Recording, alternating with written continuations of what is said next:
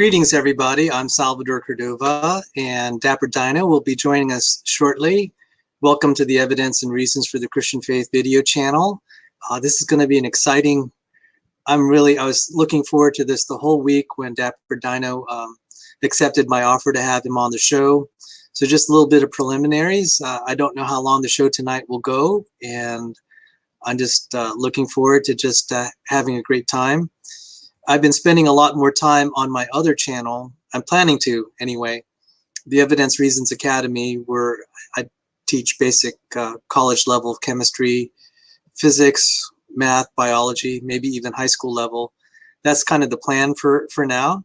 I'd like to greet everyone who's here. I already said hi to a few people, but there's God told me to tell you. And thank you for the kind words. And then One Cow Stampede, always great to see you. George Bond, welcome. Welcome. So let's see, at exactly 10 p.m., I'm gonna have Dapper come on. So that's about a minute from now. We agreed beforehand that I was just gonna do a little bit of a pre-show to try to get some people notified that this is happening, and then maybe we'll have some introductions. Let's see what else. There's going to be a show this coming Tuesday afternoon with S.J. Thomason. We'll be talking about experiential education. So you may not see quite as much, as many streams as before.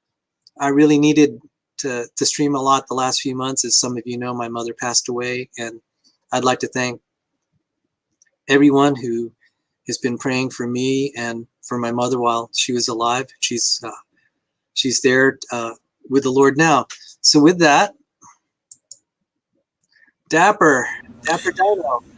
Hey Sal, it's great to be here. And this is a fun topic that we've picked for today. So, and I will say that while I am not here, I think to give evidence and reasons for the Christian faith, I think that regardless of that fact, we're going to have a lot of awesome, interesting stuff to talk about because there's a lot of interesting stuff that happens in Christian history, whether or not you're a Christian and whether or not you think it indicates the truth of Christianity. And I think a lot of it is stuff that there doesn't really need to be any particular disagreement about depending on whether you're a believer or not. So, for instance, unlike New Testament studies, say, where there's a big difference between, say, Christian and non-Christian scholars in many cases, that's less the case when we get outside of the biblical time and get into, the 1st, 2nd, and 3rd centuries AD. Now, Dapper, I usually find it's good to just kind of shoot the breeze for about 5 minutes because we keep getting more and more as YouTube. So in that time, perhaps you could just set the record straight. We had debated each other on creation evolution controversies. We obviously don't share the same view. I put a link in the video description and I said that you run a counter creationism channel, and you know me, I'm like Mr. Creationist. Oh yeah. So I just have to say this, guys on my side, this doesn't mean that I've switched. But I really value Dapper Dino coming here. So perhaps why don't you promote your channel for a little bit? And I'm not.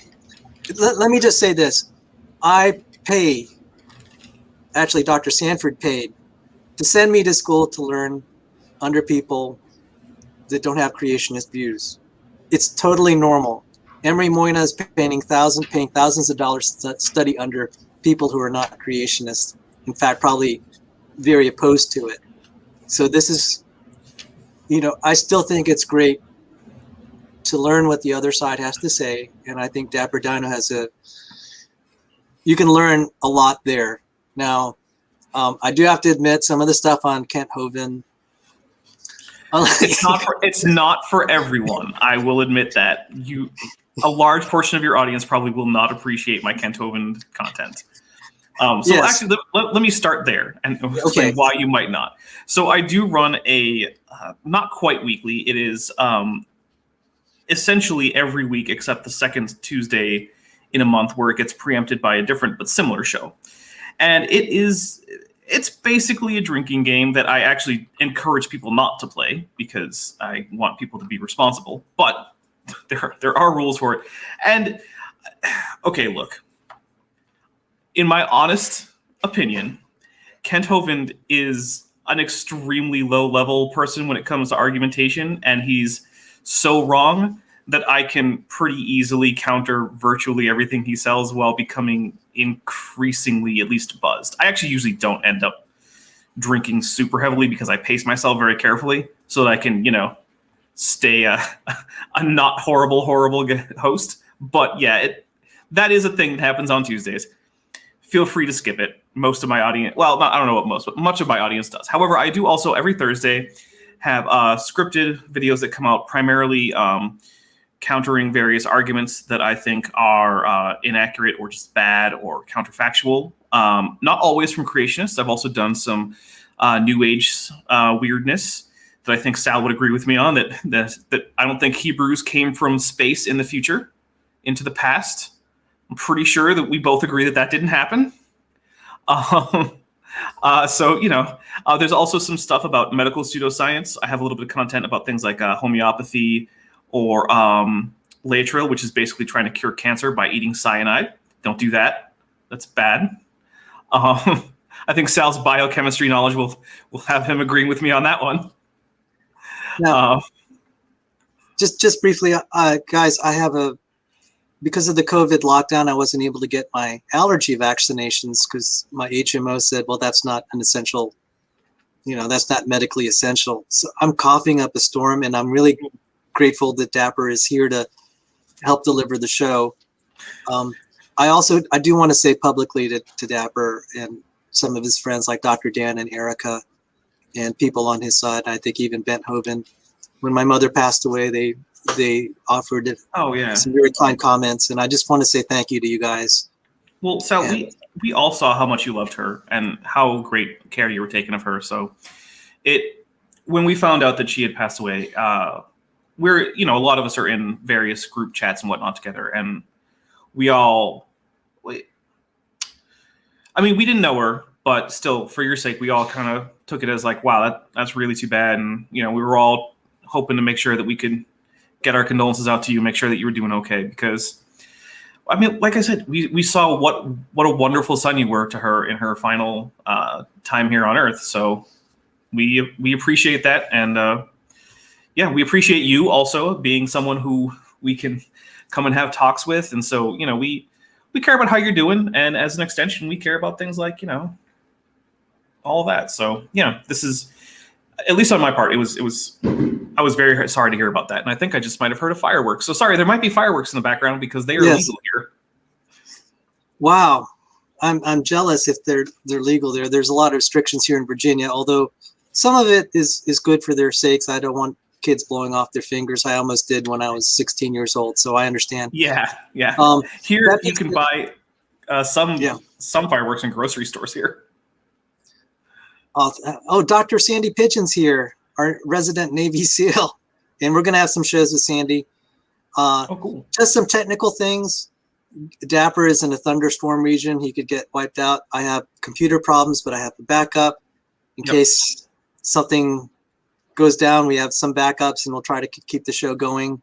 I think I'm out of the danger zone for the storm, but it's the monsoon season, so it's chaotic.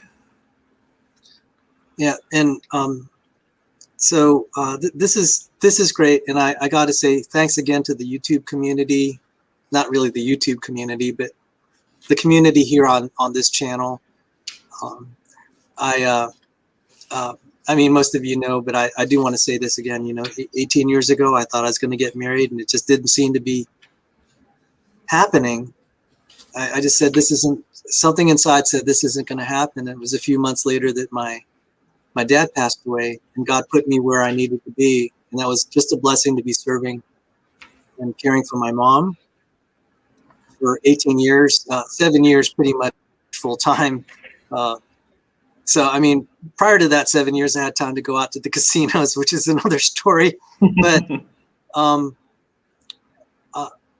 it took me a while to recover from, kind of the last few months of her illness and then her passing. But for the first time this week, and I know she'd want me to do this, I gave a chemistry lecture. I'm hoping to do more on my other channel. So we will get to business shortly, especially now that Sandy's here and there are other people that are actually here to hear Dapper Dino talk about the Apostolic Fathers. So why don't we just go ahead and begin, and I'll let you lead. I might, if it's okay, I might only interrupt you, Dapper, if I have questions and if I see an audience question. Okay. Other than that, I'm really looking forward to this. Now, if you have screen shares or anything, that's fine too. I don't have screen shares handy. Basically, all the art concerning this period is all basically the same. It's kind of either old art that is mostly falling apart, or it's all just sort of a hagiographic, usually Roman Catholic painting, which they're a little samey. So, but anyway, I want to talk about first, like what it is that we're talking about when we say the Apostolic Fathers, because it's not a term that I think a huge portion of people know. Dapper, I'm going to interrupt you again now. No worries. So your interest is in history. Now, do you have a degree in history, or I do. I have a bachelor's degree in history. Because I just want to say this to the audience. Dapper has just an incredible, I can't believe some of the historical facts he'll dig up. And finally, I just want to point out one reason I'm really having him on this show, because he has other views about creationism and stuff. I was really impressed when he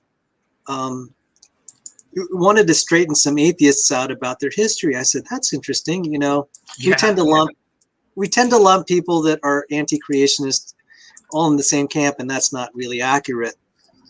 And so I was impressed when he brought this. I'm going to just see if I could share this one moment.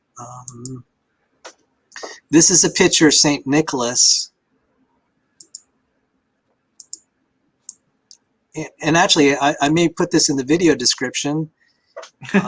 Dapper was the first one to tell me about this. The guy in red is St. Nicholas, the one we call, whom we name Santa Claus over in, and I was just impressed. Dapper, could you explain this and then tell us about the show, and then we'll let you continue.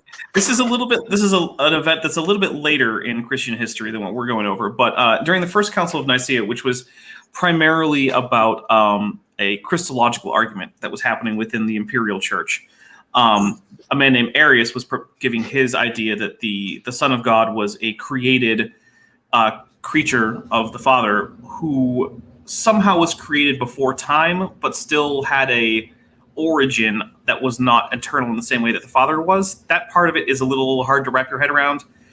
But whatever, St. Nicholas there represented what became the Orthodox position that the Son is co-equal with the Father as a part of a pre-existing Godhead. And when Arius, and the story goes, now, our documentation for this is neither wonderful nor terrible. So it's one of the things that it comes in our biography of St. Nicholas, which is a bit hagiographic, which means hagiography comes from the Greek for writing about saints. And its quality as far as a historical source is usually a little bit iffy. But when things don't seem extraordinarily unlikely, many historians are willing to say, well, it's reasonable to say that this is a likely event. And in this one, St. Nicholas was so angry about what he had heard that he got up and struck Arius on the face. Now, we're not sure if it was an open hand slap or a punch.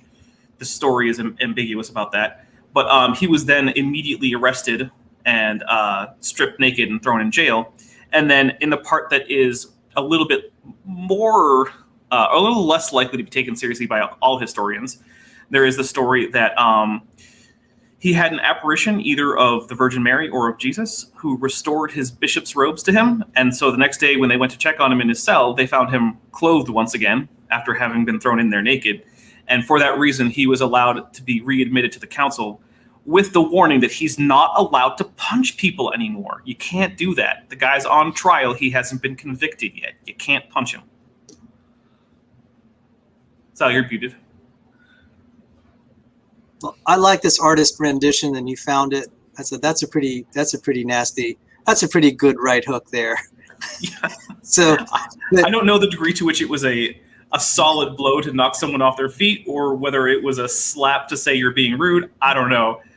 But anyway, it was a great photograph. It caught my attention, and it was around Christmas time actually, when or shortly thereafter, and I was just impressed. I said, you know, given that you run an anti-creationist website or a counter-creation website. I was just impressed that you were kind of standing up for clarity in history. I was impressed. There are over maybe any, because I don't get that. So there are a lot of what I would call atheist myths about history, specifically Christian history in particular. So I was intrigued, and I felt, whether or not I agreed with you, I said, this is intriguing to hear. And this is mostly, so I just wanted to put that plug in. People are probably wondering, why are you having Dapper Dino talk about the church fathers? First, he knows way more about it than I do. And I think this is going to be just an interesting conversation. So I interrupted you. Oh, no worries. So please go ahead.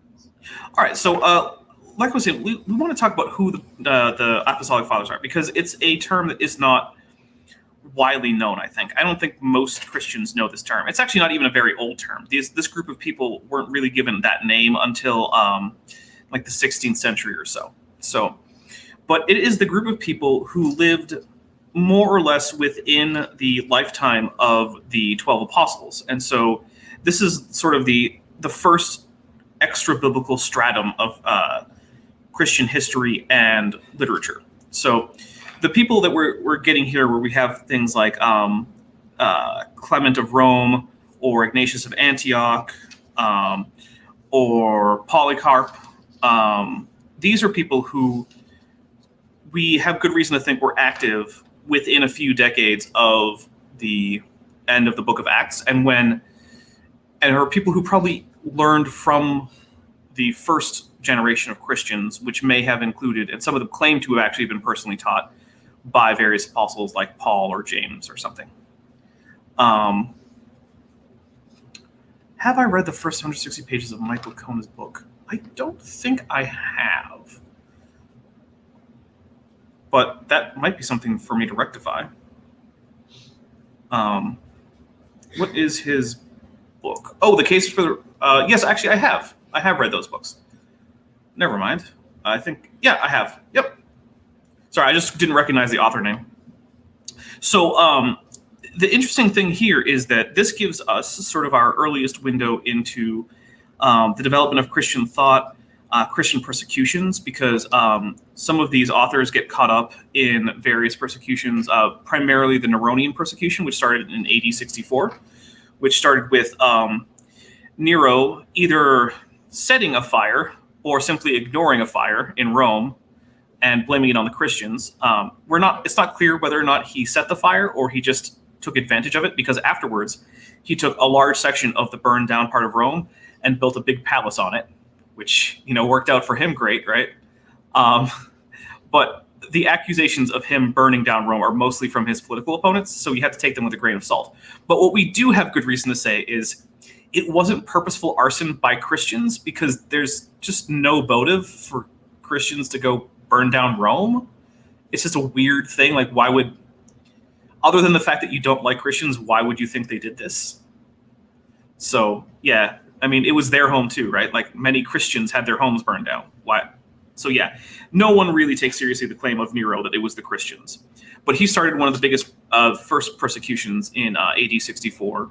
And that is possibly before some of the earliest material we have. And then some of the other authors, like the ones that I just mentioned, are getting caught up in that.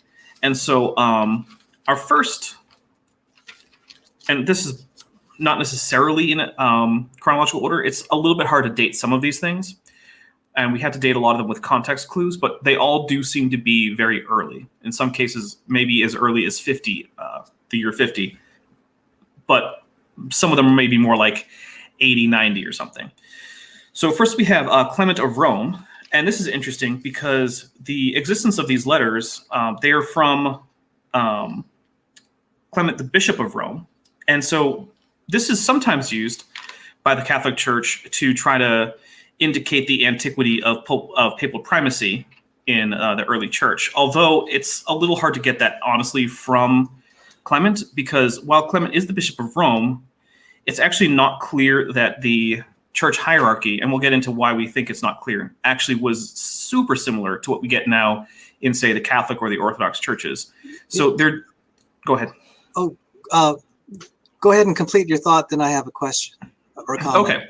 So it seems like at the time that there were bishops overseeing churches, deacons helping to administer things like ceremonial things, as well as to help distribute basically money and various forms of alms to the poor in the congregation. And the position of presbyter or elder seems to not have been like an official part of the clergy or the like a professional Christian stratum. So for that reason, it's not clear that when Clement claims to be the Bishop of Rome, that he is someone you would see as a bishop as you might find them, say, in the 4th century. So my comment in the relevance of this to Christians, and I say this when I was trying to see, trying to look back in history to see how much of this was fabricated or not. One thing I could do is try to establish, when did Christianity start to appear? So when you had that show about Constantine, people were arguing that this was all made up around Constantine. Is that what some people are claiming? Yeah, so there is a claim that a lot of what we now think of as Christian theology was largely invented by Constantine or in association with him, and that's certainly not true. So what you're covering is actually evidence against that. Oh yeah. So I actually own a copy of it's a book called The Apostolic Fathers, a Greek text and English translation, and it's collected by Michael W. Holmes, and I believe he's the primary translator, although I think in some of the fragments he left it up to a few other people, because all taken together, there's stuff in Georgian, Greek, Latin, Arabic, and Syriac, and I doubt that he speaks all of those languages well enough to translate them. But he is listed as the primary translator. Now, is some of what you're sharing tonight, did you actually take classes in this? Yes. Okay. So I did take a few courses. The most relevant ones for this are going to be the courses I took in Christian history as well as Roman history, because, of course, for much of, especially for the proto-Orthodox and then Orthodox/Catholic churches, Roman history is deeply tied into those churches. So what time frame are we talking about with Clement of Rome? So Clement of Rome is certainly very early, and I can look at all of these. Hang on. Okay. And you mentioned this, and I never even. There's some names that are like the favorites of people like Polycarp and Ignatius, and so when you wrote me an email and you said Clement, I said I've not really studied that very much. So yeah. So this is probably the 60s. Is this Clement's Pope Clement the First, who died in AD 99? Yeah, and his first letter is probably somewhere in the 60s or 70s. Wow. Okay. Yep. So his second one is probably very close to his death, so maybe like 95 or so. Okay. You're getting some kidding here from a Navy SEAL there. Okay. I was a nuke. That's true. Try not to hold it against me too much. So these are very pastoral letters. They actually read a lot, very similar to some of Paul's epistles.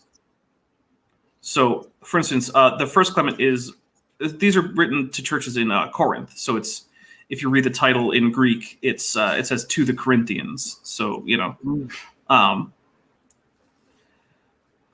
so it's Clementus pros Corinthianus, and then there's Alpha and Veda for 1 and 2.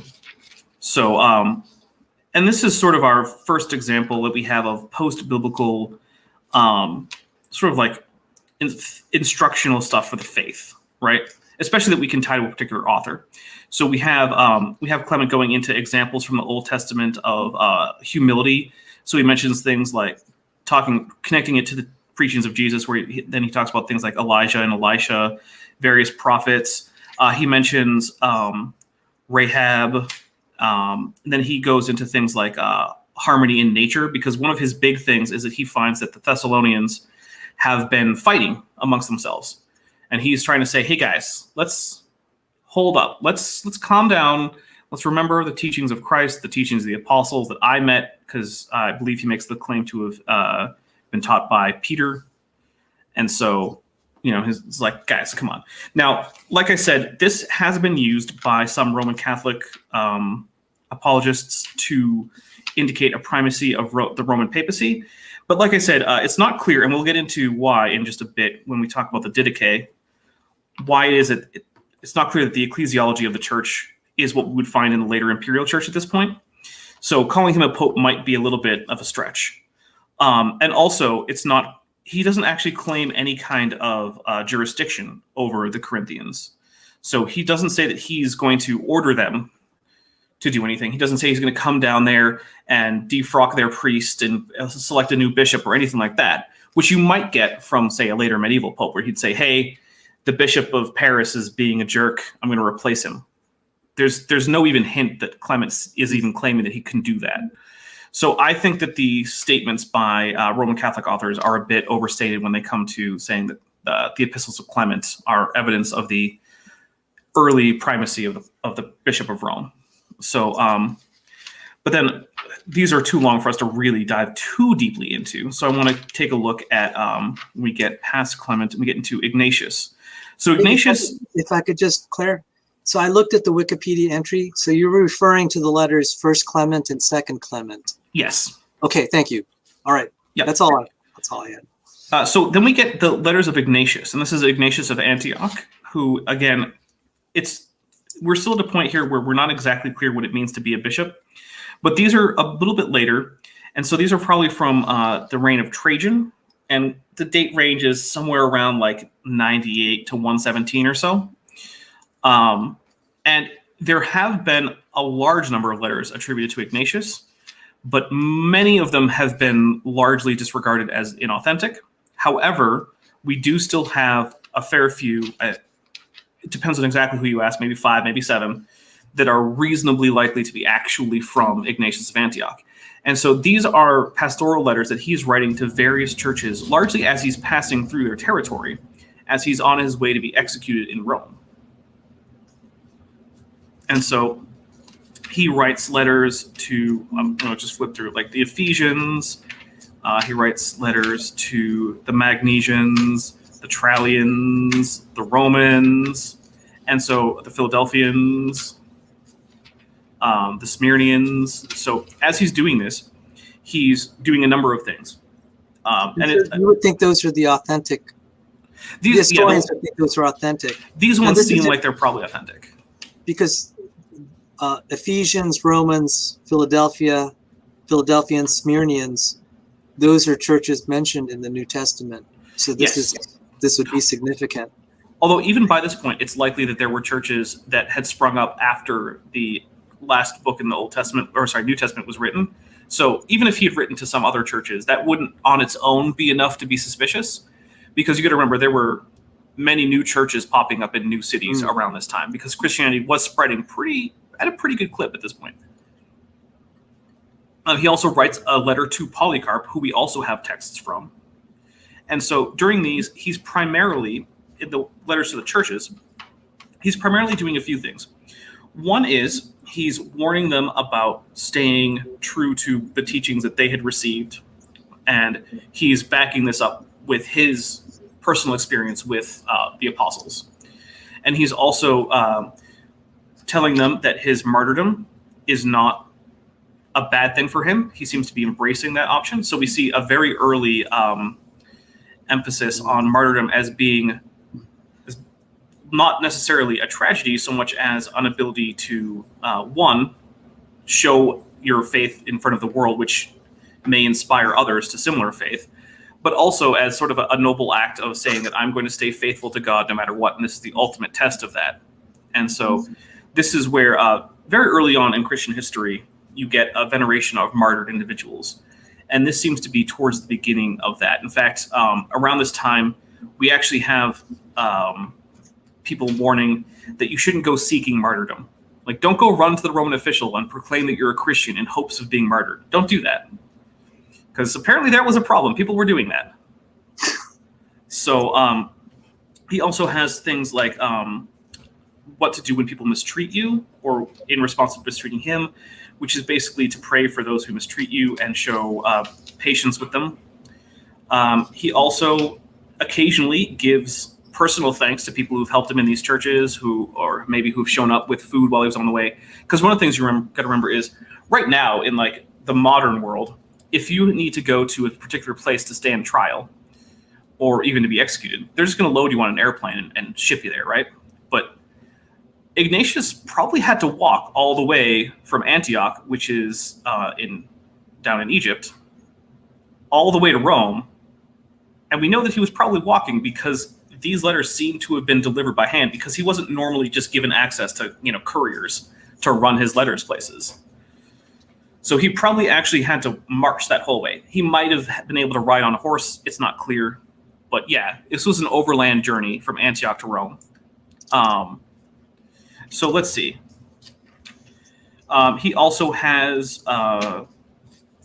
mostly personal greetings, stuff like that after that. So he also, in his letter to Polycarp, this is a bit more interesting. If I could stop you briefly. Absolutely. I believe Antioch is not in Egypt. It's in Turkey, isn't it? My bad on that one. Yeah. Okay. All right. Yeah. That was my bad on that one. I have responsibility to my viewers to try to get. You're right. It is in Turkey. Okay. All right. All right. So go on. Sorry. So one interesting thing is we get a letter from Ignatius to Polycarp.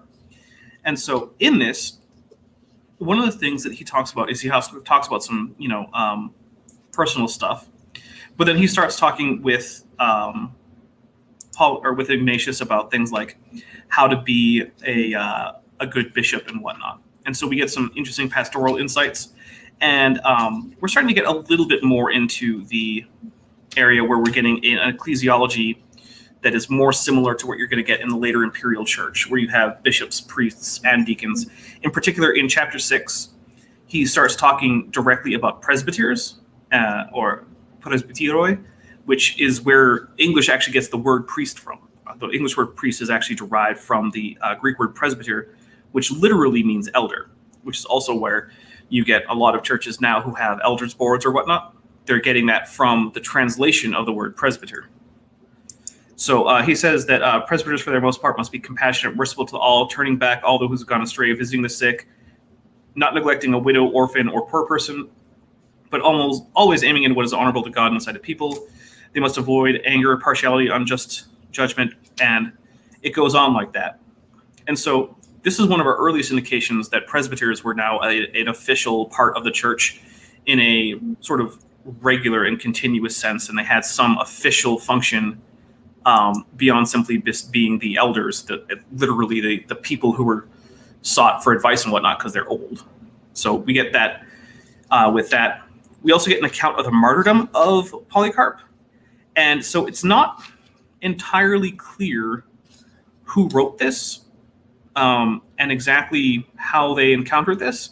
And it is a bit more hagiographic. So especially a non-Christian scholar might be a little bit more skeptical about these accounts, which, by the way, is true generally of martyrdom accounts. Martyrdom accounts were a common theme or genre, I guess, in early Christian literature, really all the way up until the present. You can still find martyrdom accounts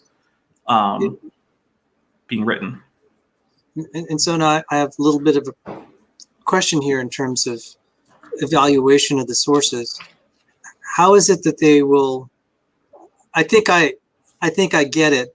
How the historian said, okay, this is our decision process about what we would consider more authentic versus less authentic, like the hagiography. There are a few things. I can understand that. I just want to hear what you've heard from them. Yeah. So there's a few things. One is that you want to take a look at when it was likely written versus when the event actually happened. So the closer you are to the actual event, the less likely it is to be completely inaccurate. Also, there are claims that are somewhat far-fetched. For instance, we have a claim of, I believe it was St. Anthony being pierced by dozens of arrows before he died. And it's like, it doesn't usually take, 20, 30 arrows to kill someone. That seems unlikely. Or you'll get ideas in some martyrdom stories where someone they try to kill someone in 4 or 5 different ways, and it doesn't take until finally they do one final thing like behead them or something, and finally The thing is that events like this, if they actually happened, we would expect them to also occur in other sources. Because if someone was brought to the Colosseum and lions refused to eat him and the fire refused to actually touch him when he was lit on fire, and then finally it took someone with a sword cutting his head off, that would be a fairly extraordinary event. Because, lots of people died in the Colosseum. Very few people managed to not get burned to death when they were set on fire or managed to survive the lions. Right, and since it happened in the Colosseum, It's very public. You would expect, I'm sorry? I said it would be very public. Yes. See, Right. like at least with, I'm presuming the accounts of Tacitus and persecution, that's like an independent confirmation that. Yeah. Oh, there was definitely persecution, and it definitely involved the execution of Christians. It's just that the exact events in various martyrdom accounts. Okay. So, for instance, with the martyrdom of Polycarp, most historians would be a little suspicious of the details in it. For instance, it has Polycarp prophesying his own death, which maybe not. It has a hearing in the arena, which is weird. Normally, you wouldn't get court cases heard in the arena. That's presumably the Colosseum in Rome, because that is the arena in Rome, which is where he was going for his execution. Yeah, so it's a little... Things like that are a little iffy. In fact, Polycarp is said to have been burned at the stake and then have that fail. And it's like, I don't know. However, we have really good reason to think that Polycarp existed. He's attested by a few different authors. We have a lot of correspondence that doesn't make sense to have been made up. Like, why would you make up a letter that's like, oh, hey, say hi to Sally for me? Like, because that's the kind of stuff that is in there. He has little personal messages to people. Well, I mean, if I could just say this, yeah, the fact that you would have these historians that are skeptical, but then affirm that he's a real person, that still counts a lot for me personally. Oh yeah, Polycarp almost certainly existed, and he almost certainly was executed in Rome. It would be very far-fetched to realistically claim that didn't happen. And there's also a story about his remains being collected by Christians. That doesn't seem super unlikely either. There wasn't a huge amount of concern for what happened to the remains of people who'd been executed in the Colosseum. So the idea that some Christians would have gone and grabbed his body so that they could themselves bury it is not at all far-fetched. So for that reason, those aspects of the martyrdom of Polycarp are things that most historians would be like, yeah, that seems pretty reasonable. There's no particular reason to ignore that. Now, if I could just comment here, and these are some of my friends, in general, and I would presume people like Emery Moyna would also feel this way, that any miracles in the Bible, if you accept the Bible, we would accept those. Some of these miracles that are attested to in the hagiography, and especially the Catholic Church that are promoting it, I'd be skeptical of. So that's just, I'm just expressing my viewpoint here that even I am skeptical of some of the hagiography and all the stuff connected with the relics and stuff. I just, I'm not saying it didn't happen, but miracles in the Bible I'll accept. Outside of the Bible, I have a much higher standard. And so for me, like the miracles, that I would accept are people like in the present day who've claimed them, who are respectable people. So before I forget, and I just had a note here, Dr. Sandy Pigeon and Dapper Dino, thank you for your service. I just remembered it's the July 4th weekend. So all those in the military, just wanted to salute you guys. Thank you. So anyway, we were talking, thank you for taking my question on skepticism here. Oh yeah, actually, there's a little bit more I would like to say about skepticism. One thing you have to remember is for a historian, a miraculous account is always less likely to be true than a non-miraculous one, simply because non-miracles are known to happen, and legends of miracles are known to accrue onto individuals. So, for instance, one of my favorite examples of someone who got a lot of weird legendarium around him is Charlemagne. So did you know that Charlemagne's sword was forged for him under the earth by dwarves? No, I didn't know that. Well, of course it was. I mean, they wrote it down. But you don't get that until a little bit later, which is one of the problems with a lot of the hagiography, is that a lot of the hagiography comes a lot later, and so it's even less likely that the miraculous elements are something you should take super seriously. Now, one thing that is interesting is that in the ancient world, which is where we're going here, we're getting into early antiquity, contemporary documents are more likely to include miraculous elements. So, for instance, many Roman emperors are said to have had somewhat miraculous births, usually not virgin births. They usually are said to have been sired in some unusual fashion or during some celestial event or something like that, right? And you have stories about gods appearing to various important figures and whatnot. And those seem to be in very contemporary events. And so it's a little bit harder to say what you should do exactly with some of these things in ancient literature that is contemporaneous to the events it's describing. And most historians would say, okay, well, I don't think that Jupiter actually appeared to this particular Roman emperor, mostly because I don't think that Jupiter exists. But on the other hand, you have to realize that at least from a not explicitly religious standpoint, if you're just trying to write a secular work of history that isn't going to be accepting a particular religion as true, that does also mean that Christian miracles end up in a similar position, because if you're not going to assume the truth of Christianity, it does become hard to justify saying that, oh, no, I think Jesus really did appear to, say,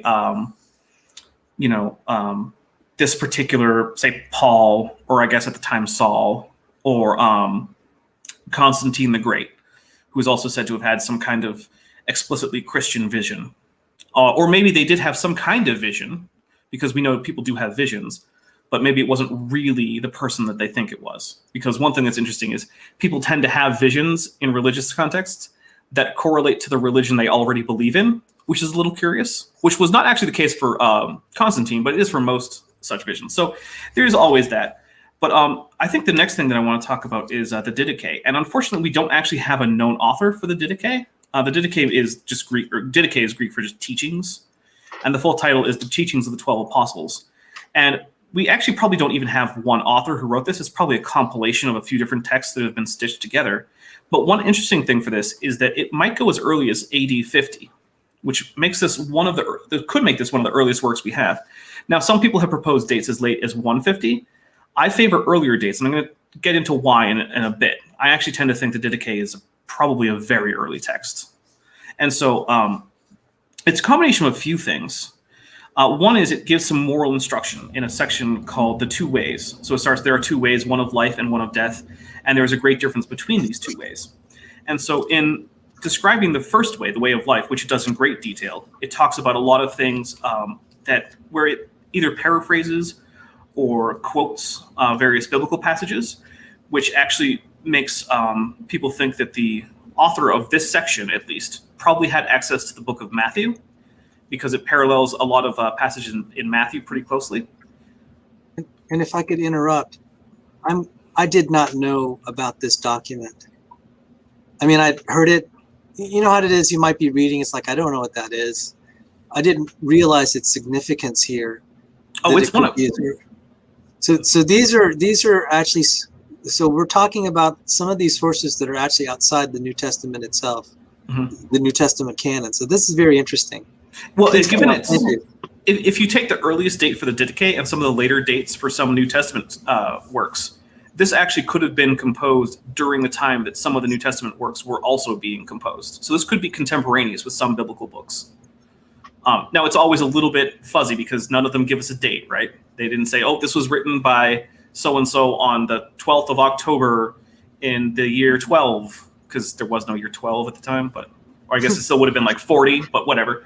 But so it gives a whole lot of stuff that, like I said, really closely parallels Matthew, which is one of the indications that we have that Matthew had a fairly early date. Because for it to parallel Matthew so closely, this author probably had to be familiar with that text. And if this text is, say, in the 60s or 70s, then Matthew has to date significantly before that in order to circulate widely enough. Then it gives us one little paragraph on the way of death. And it basically says that death is all that the way of death is all that is evil and completely cursed: murderers, adulterers, lusts, sexual immoralities, thefts, idolatries, magic arts, sorceries, robberies, false testimonies, hypocrisies, duplicity, deceit, pride, malice, stubbornness, greed, abusive language, jealousy, audacity, arrogance, and boastfulness. And so don't do any of those, or according to the Didache, you're on the path to death. And there are actually a couple interesting things here. Sexual morality. Did you want to read some of it? We talked in backstage about reading it. There is actually a section I'm going to be wanting to read in a little bit. Okay. But one thing that's interesting here is that the actual Greek is a little bit clearer when it says sexual immoralities in the English. In the Greek, that's porneai, which is basically associating with prostitutes. So I'm not sure why it's so vaguely translated, but basically it has adulteries, lusts, and then I think a better translation would be, using the services of prostitutes. So it's a little odd that it does that. Also, in sorceries, this is a somewhat interesting topic because in the Greek it's magia, which is magic or sorcery or witchcraft. But the thing is that we actually have a lot of spells and magical artifacts made by Christians from this time. So Christians were engaging in things that we would now call magic. They were writing little amulets to protect them from evil spirits. They were doing things like writing curses on animal bones and burying them outside people's houses to curse them. They were doing things like imploring God to give them a good singing voice and writing down in Greek and Hebrew various Judeo-Christian type inscriptions on bits of metal or pieces of papyrus, and drawing little magic circles inscribed with Christian symbols in the middle, like crosses or crucified things. And so the statement against magic is actually something that comes up a lot because it was happening. People were using various Christian symbols and terminology, and then also often admixing them with Jewish or pagan, or in many cases even things like Zoroastrian symbols and language and stuff, sort of to, I guess, cover all their bases. Like, who knows which of these is right? We'll cover all our bases. But yeah, it was actually happening. And so I think one thing that we need to remember when it comes to history is what gets preserved is primarily the work of a certain stratum of society. And they're generally well-educated, often wealthy, at least at first. And that when it comes to what the practice was for the average person who considered themselves a Christian on the ground, it might not be the kind of thing that, say, Ignatius of Antioch or Polycarp would have necessarily approved of 100%. So we always do get a bit of a skewed view of history when we're doing that. But another interesting part that I really want to get to is we get what might be considered an early form of liturgy. And give me a second, I'm going to take a sip of my soda here. Okay, so this is some of our earliest liturgical type things. So one of the first things we have is a copy of the Our Father, or the Lord's Prayer, and it's pretty stock standard. But then it also says pray like this 3 times a day. So it's recommending that you do this at least 3 times. And then in chapter 9, it has, like I said, what might be considered a sort of early liturgical text. So it says, now concerning the Eucharist, give thanks as follows. First, concerning the cup, we give thanks to our Father for the holy vine of David, your servant, which you have made known to us through Jesus, your servant, to be the glory forever. And concerning the broken bread, we give thanks, our Father, for the life and knowledge that you have made known to us through through Jesus, your servant, to you be the glory forever. Just as this broken bread was scattered upon the mountains and was gathered together and became one, so may your church be gathered together from the ends of the earth into your kingdom. For yours is the glory and the power through Jesus Christ forever. So that's interesting because that's one of our first examples of a written consecration for a Eucharistic meal. Now, this is still probably at a point where the Eucharistic meal was actually a meal and not like a tiny light snack. There was probably a thing where people were gathering together and the wine was the thing they were drinking with the meal, and the bread was the bread they were eating as part of a meal. But it's still being prayed over. So this is still probably closer to the actual thing that you might get at the Last Supper in that story, where this is actually a meal that Jesus is sharing. This isn't just here, take a tiny piece of bread and a sip of wine. This is like, we're putting this is the bread that we're having with our, our various meats and vegetables and whatnot. And this is the bread.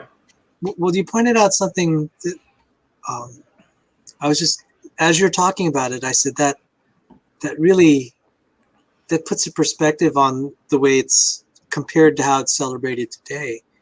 Because this would be like if we were having like a dinner at our house, and then we wanted to have communion, we'd actually take the bread and the wine that's already on the table that we've been eating.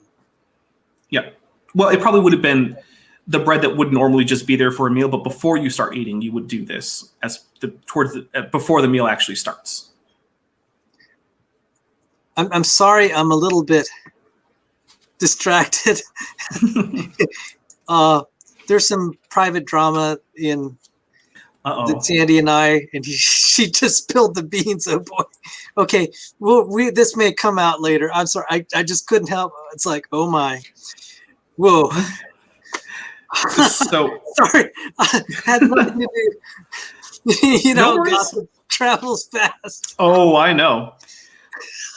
Oh, so at this point, sorry, it breaks. Oh no. So at this point, it breaks a little bit from the actual sort of like liturgical text and gives a quick instruction. But let no one eat or drink of your Eucharist except those who have been baptized into the name of the Lord. For the Lord has spoken concerning this. Do not give what is holy to dogs. And I'll also point out that a bit before this, there is some prayers and instructions for baptism, which basically put the person in running water, or if you don't have running water, still water. If you don't have cold water, warm is okay, I guess. If you don't have enough to dunk them completely in still water, pour water on their head 3 times. And either way, it gives you the Trinitarian formula. So while we don't have a very clear Trinitarian theology set out in the Didache, we do have at least the beginnings of that thought. So from the Didache, we have exaltations to baptize in the name of the Father and the Son and the Holy Spirit, and not just in the name, say, of Jesus, which has been a controversy that has come up within Christianity as to whether or not the proper baptismal formula. So we have our earliest extra-biblical baptismal formula seems to be explicitly naming what are at least now considered the 3 persons of the Holy Trinity. And pigs can fly says, you do realize that if Christians do something that is not allowed according to the Bible, then we should throw out the laws in the Bible, right? I mean, I don't take a stand on that publicly. You can choose to do exactly what you want with Christians who are lapsed in your opinion versus laws that you might not find appropriate to follow. I am not going to stand here and say what Christian discipline internally should be. What I will say, however, is that it is a historical fact that the things that people were telling Christians to do as the sort of upper crust of Christian society is not what they actually did on the ground. Whether or not that invalidates their Christianity, whether it makes them bad Christians, that's not for me to say. What it is for me to say is, as a historian, Christians were doing a whole heck of a lot of magic. I don't think it was very effective, because I don't think any of that works. I don't think you can curse someone by writing on a bone, but whether they were good for it or not, they were doing it. Well, I would just say in general, when I read the New Testament and you see all the things that the apostles are criticizing the practices in the church, that probably was happening. Oh, so yeah. when he's talking about, you don't do this, you don't do that, it's like, yeah, that's happening in the church. Because if they weren't doing it, there's no point in writing. There's not quite the urgency. And right. If I could just time out a little bit here, if for the viewers here, if they see me looking here, I have another monitor here. And so as Dapper is talking, I'm trying to look at some of the things that he's referencing. Oh. And so I just found this on Wikipedia. This is why the internet's just eating up on my time, because I'm just so fascinated with everything. Stuff is just, I don't have to go off to a library and talk to the librarian and look through stacks of books. Google, thank God for Google. I thought I'd never say that, but thank God for Google and the internet. We could find stuff like this. It said so there was apparently a lost, it said here that the lost for centuries, a Greek manuscript of the Didache was rediscovered in 1873. Mm-hmm. a Latin version discovered in 1900. This is a recent discovery in archaeology. Yeah, we've had references and fragments in other works, but it's only very recent that we've actually. So we've known that the Didache existed but that knowledge has always been there, that this is a thing that existed. But yeah, it wasn't until very recently that we found a Latin, and then even later a Greek manuscript. Thank you for that, because I just felt a little uneasy that we didn't have like the chain of custody kind of described here. And that's something Sandy and I are interested in. Yes. A. Warner Wallace. And then it says here in Wikipedia, many English and American scholars once dated the text to the late 2nd century AD, a view still held by some today, but most scholars now assign the Didache to the 1st century. And I agree. And we're actually going to get to why I agree in just a very little bit.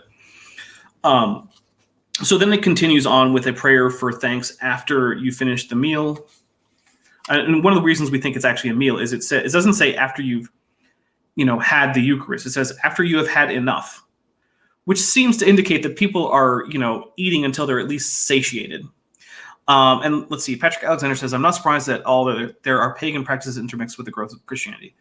Yeah, so religion is a complicated and messy thing at all times and in all places, and people will incorporate things into it from outside it if they themselves don't see a personal conflict. Now, maybe they're wrong. If I may just interject, I want to just speak to my Christian brethren here. If you read the Old Testament, that was happening all the time. So even as the Lord's teaching spreads, it gets corrupted all the time. That's been the case since as far back as the Bible was written. So that's just my feeling. So when I hear this, it doesn't surprise me. And frankly, for those of us on the more conservative side, we'd argue that we still see that today. So go on, Dapper. Thank you. Oh yeah, and there's a question that just came in from Andrew Kaufman. So I want to address that. It says, a question for Dapper Dino: what historical testimony, if any, would you consider to be likely concerning supernatural claims? Well, first I'll point out I don't think supernatural is a well-defined term, but I think I broadly know what you mean. And for that, I think that the more independent and especially non-friendly testimony that you have for a claim, the better. For modern claims, it's a little bit easier because, things like you can do like forensic analysis on things like video and photos and audio recordings.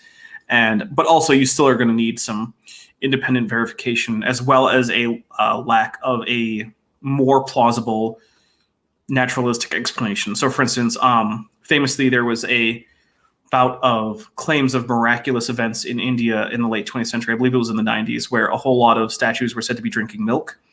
It turns out that they were just the surface tension of the milk was hitting the statues and then drawing milk onto it by an effect similar to how a wick draws wax up.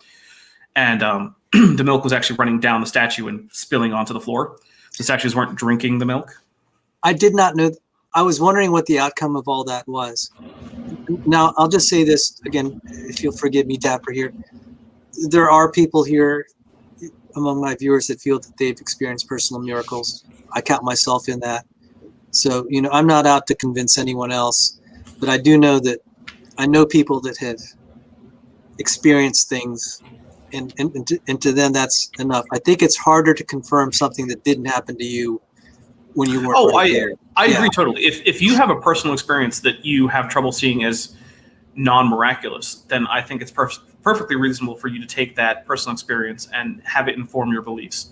But yeah, the problem is that that kind of evidence, while I do think it's evidence, isn't easily transferable to others who didn't experience it.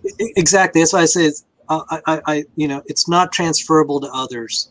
So, and we have just again, I'm speaking to my Christian brethren here. If you look at Acts 26, Paul was talking about all his visions before King Agrippa and Festus. And Festus said, "You're mad." So it's like, well, yeah, don't expect anyone to. There's a biblical example there. It's like, don't expect anyone to accept your testimony. But if you've had something happen in your life, and we had people here in our internet sphere, and I know them, that they believe the Lord's touched them. You know. Oh, and I'm not here to tell you he hasn't.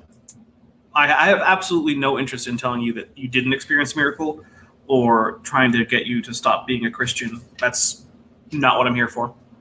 And in no way do I have any interest in getting people to leave Christianity. It's not a concern of mine.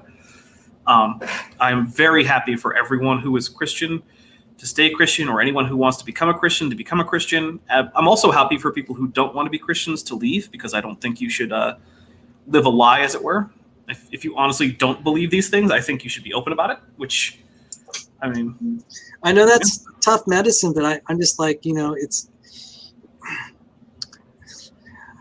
Okay, as a Christian, I don't like seeing someone leave the faith, but if they're not a believer, it doesn't help anyone if they keep on the charade. That's just my feeling. Yep. You know? Which is actually one of the reasons. So this isn't something I've done a lot of publicly, but in private, I've had conversations with people who are. I can think of one in particular that I had with someone who seemed to be abandoning young Earth creationism, and he wasn't sure what that meant for him in his religious affiliation. And so I directed him towards resources both for Christians who are not young Earth creationists, as well as resources for people who are dealing with leaving Christianity, because it's like, whichever way you go, here's a resource of people who can help you and offer you support and stuff like that, because it's not for me to decide what you end up believing. I can't do that. However, either way, I want to make sure that you are someone who is supported in terms of the next step in your intellectual and religious field. So when people come to me saying that, you know, I've left young Earth creationism, but I'm still a Christian, what resources are there? I do have answers for that. Oh, well, I didn't know. I got to ask, do you know Kent Hovind? I do know Kent Hovind. He is my co-host for Kent with Bent on Tuesdays. Said, I never left Christianity, and I don't ever plan on leaving it. Yep. So I know we just kind of took a little detour here, but I just felt I had to, I don't know what motivate. Oh yeah, we're talking about the supernatural. Someone asked you what would convince you, and you know, sometimes when I'm thinking of someone and you know, I'd like to see them converted, I said, Lord, it's between you and him. You know, you could do something for him, and so I will pray that, because trying to convince someone that they don't see it with their own eyes, it's harder. It's a harder step, and you know, and I totally get that. I totally get that. But I just wanted to say, I know that I've interacted with enough people on my channel and also in my church, and just like, how did you end up becoming a Christian? A few of them have said, yeah, God did something. And I know in my experience, I was witnessing to hundreds of students at James Madison University over like a 12-year span.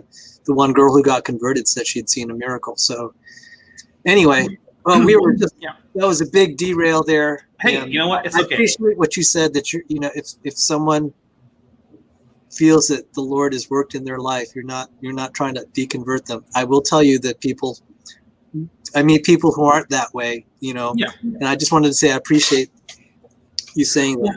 So my actual position, as far as my religious position, is something that I don't disclose in my work as Dapper Dino. In my personal life, I have people who I will have that discussion with, but for people who primarily know me as Dapper Dino, it's something I don't go into, because nothing that I publicly do with the Dapper Dino sort of persona, because spoiler alerts, my real name, the name on my birth certificate and driver's license, it doesn't say Dapper Dino. There's a different name on there. So Dapper Dino is to some extent a persona that I put on the internet, and it's not exactly the same as the guy who has that license, that driver's license, but it's similar. But one of the differences, Dapper Dino isn't here to convert you to or from any religious position, except ones that I don't think can be compatible with science.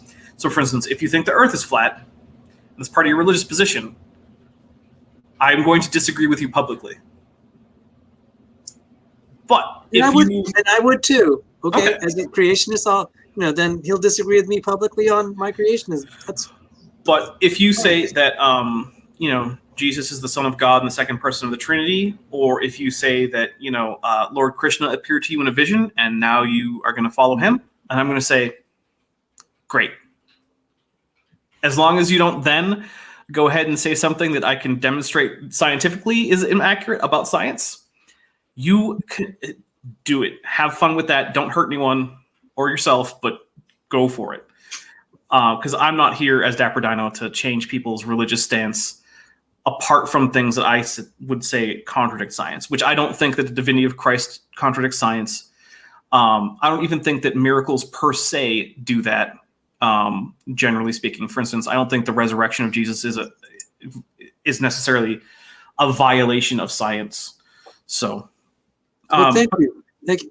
I just, Sandy, boy, he must be really excited about this girl who spilled the beans. And I'm just like, okay, Dr. Pigeon, maybe after the show I'll look. So I acknowledge you, Sandy. So the next bit I want to get to from the Didache is an interesting bit, and it's one of the reasons that I tend to place this as an early work as opposed to a later work. And it's chapter 15, 1 and 2, where it says, "Therefore appoint for yourselves bishops and deacons worthy of the Lord, men who are humble and not avaricious, true and approved, for they too carry out for you the ministry of the prophets and teachers. You must not therefore despise them, for they are your honored men along with the prophets and teachers." So this gets into what we have as, at the time of the writing of at least this section, we have 4 aspects to church life. We have prophets and teachers who are earlier described as sort of itinerant people who would travel between churches, show up, give a teaching or some prophesying in exchange for a night or two and some bread, and then maybe whatever else someone decided to bring for them. So maybe someone would bring some other vegetables or meats or something, and then they would move on. And then we also have bishops and deacons. But what's conspicuously absent is any mention of priests or presbyters or elders. Because remember, those are all basically the same thing. They're all coming from the Greek word presbyteros. So, and I have to interject here. What you just said strikes me a little bit, because when Paul is writing the second letter to the Corinthians, I believe it's either, well, there are only 2 in the Bible, first or second. It's going to be one of them. He's talking about these super apostles that were coming in and asserting their authority, and they're slapping people on the face and enslaving them. Maybe that was figurative language. But as you're describing these itinerants and like the prophets and stuff, it's like I could see why this would make sense if it were a contemporaneous document being written at the same time as Paul.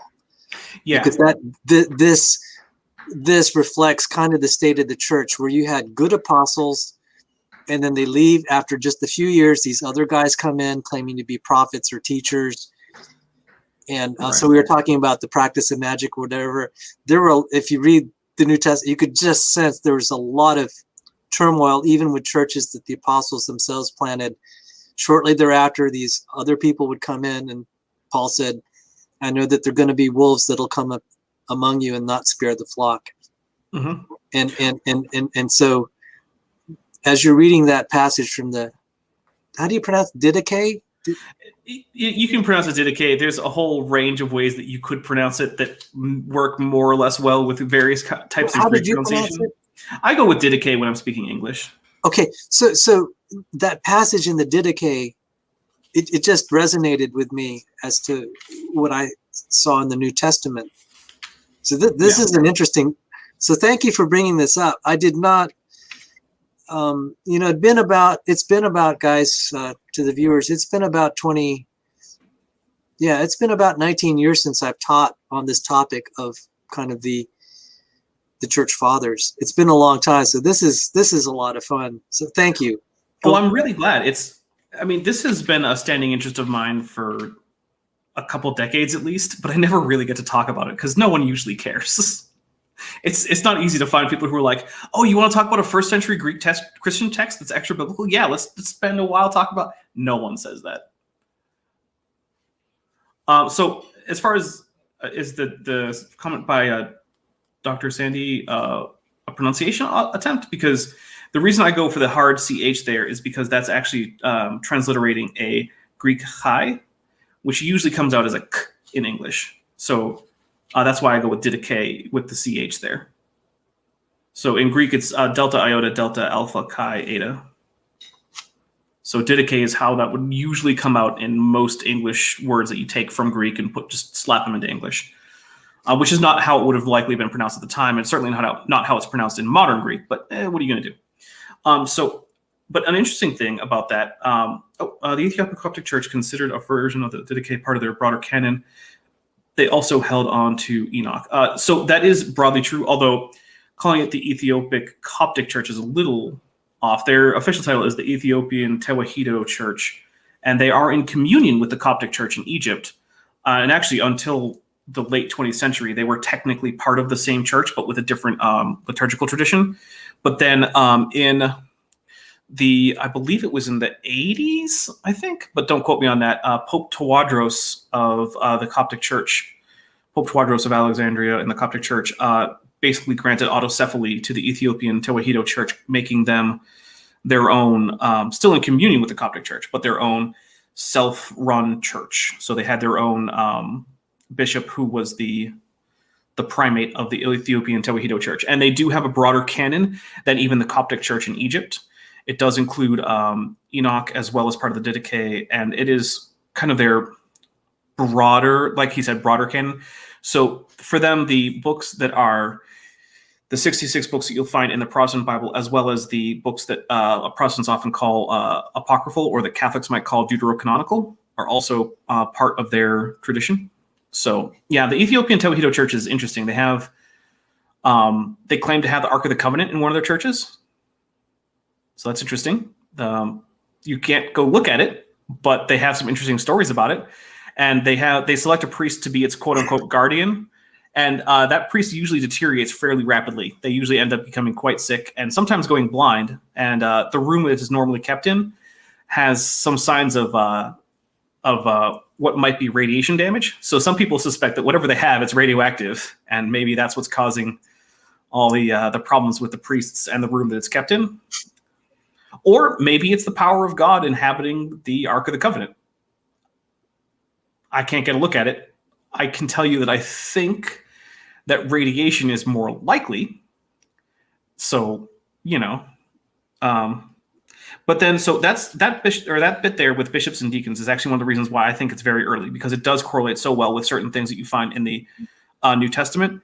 And it doesn't correlate very well with very early developments in ecclesiology, where you do have set up established bishoprics with priests under the bishops and deacons under the priests. So this thing about the presbyters and priests, is that why you're leaning toward dating it like in the 50s? Well, 50 is about as early as anyone goes. I think it's probably more like 60s or 70s. Okay. Now I really want to thank everyone for some of the side chat comments, like this one about the Ethiopic Church. So I didn't realize that, because that this kept getting referenced, but it's only like in the 19th century we got a full copy of the thing. Yeah.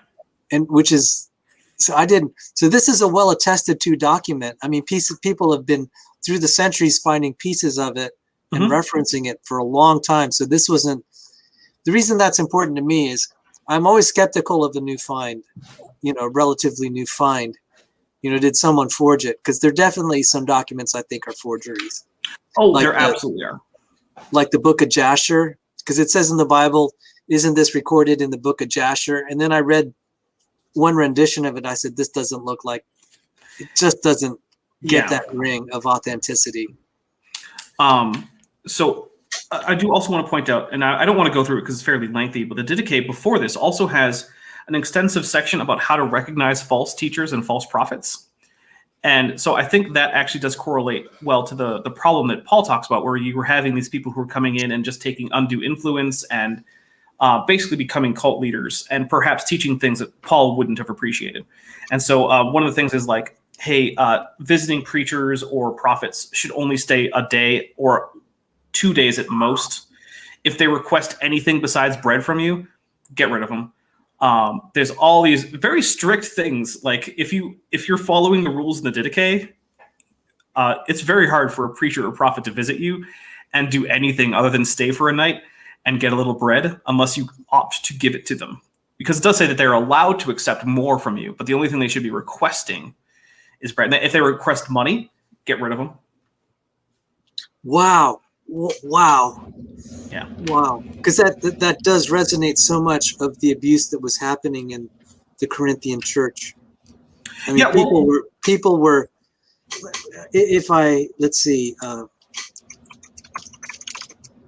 let me just read the passage, if that'd be okay, because sure, you it's your show. You just landed a pretty powerful point there when you were saying, so this is 2 Corinthians 11, verse 20, and I'll read the King James. This is, you landed something right there, because that really resonates with this verse, and I'm gonna, and well, there are things happening in the current Protestant church I'm not happy with, and I don't like, there's, well, both Protestant and Catholic, there's sometimes the clergy is getting rich off the congregation, and I don't, when there are people in the congregation that are suffering, and I have issues about that.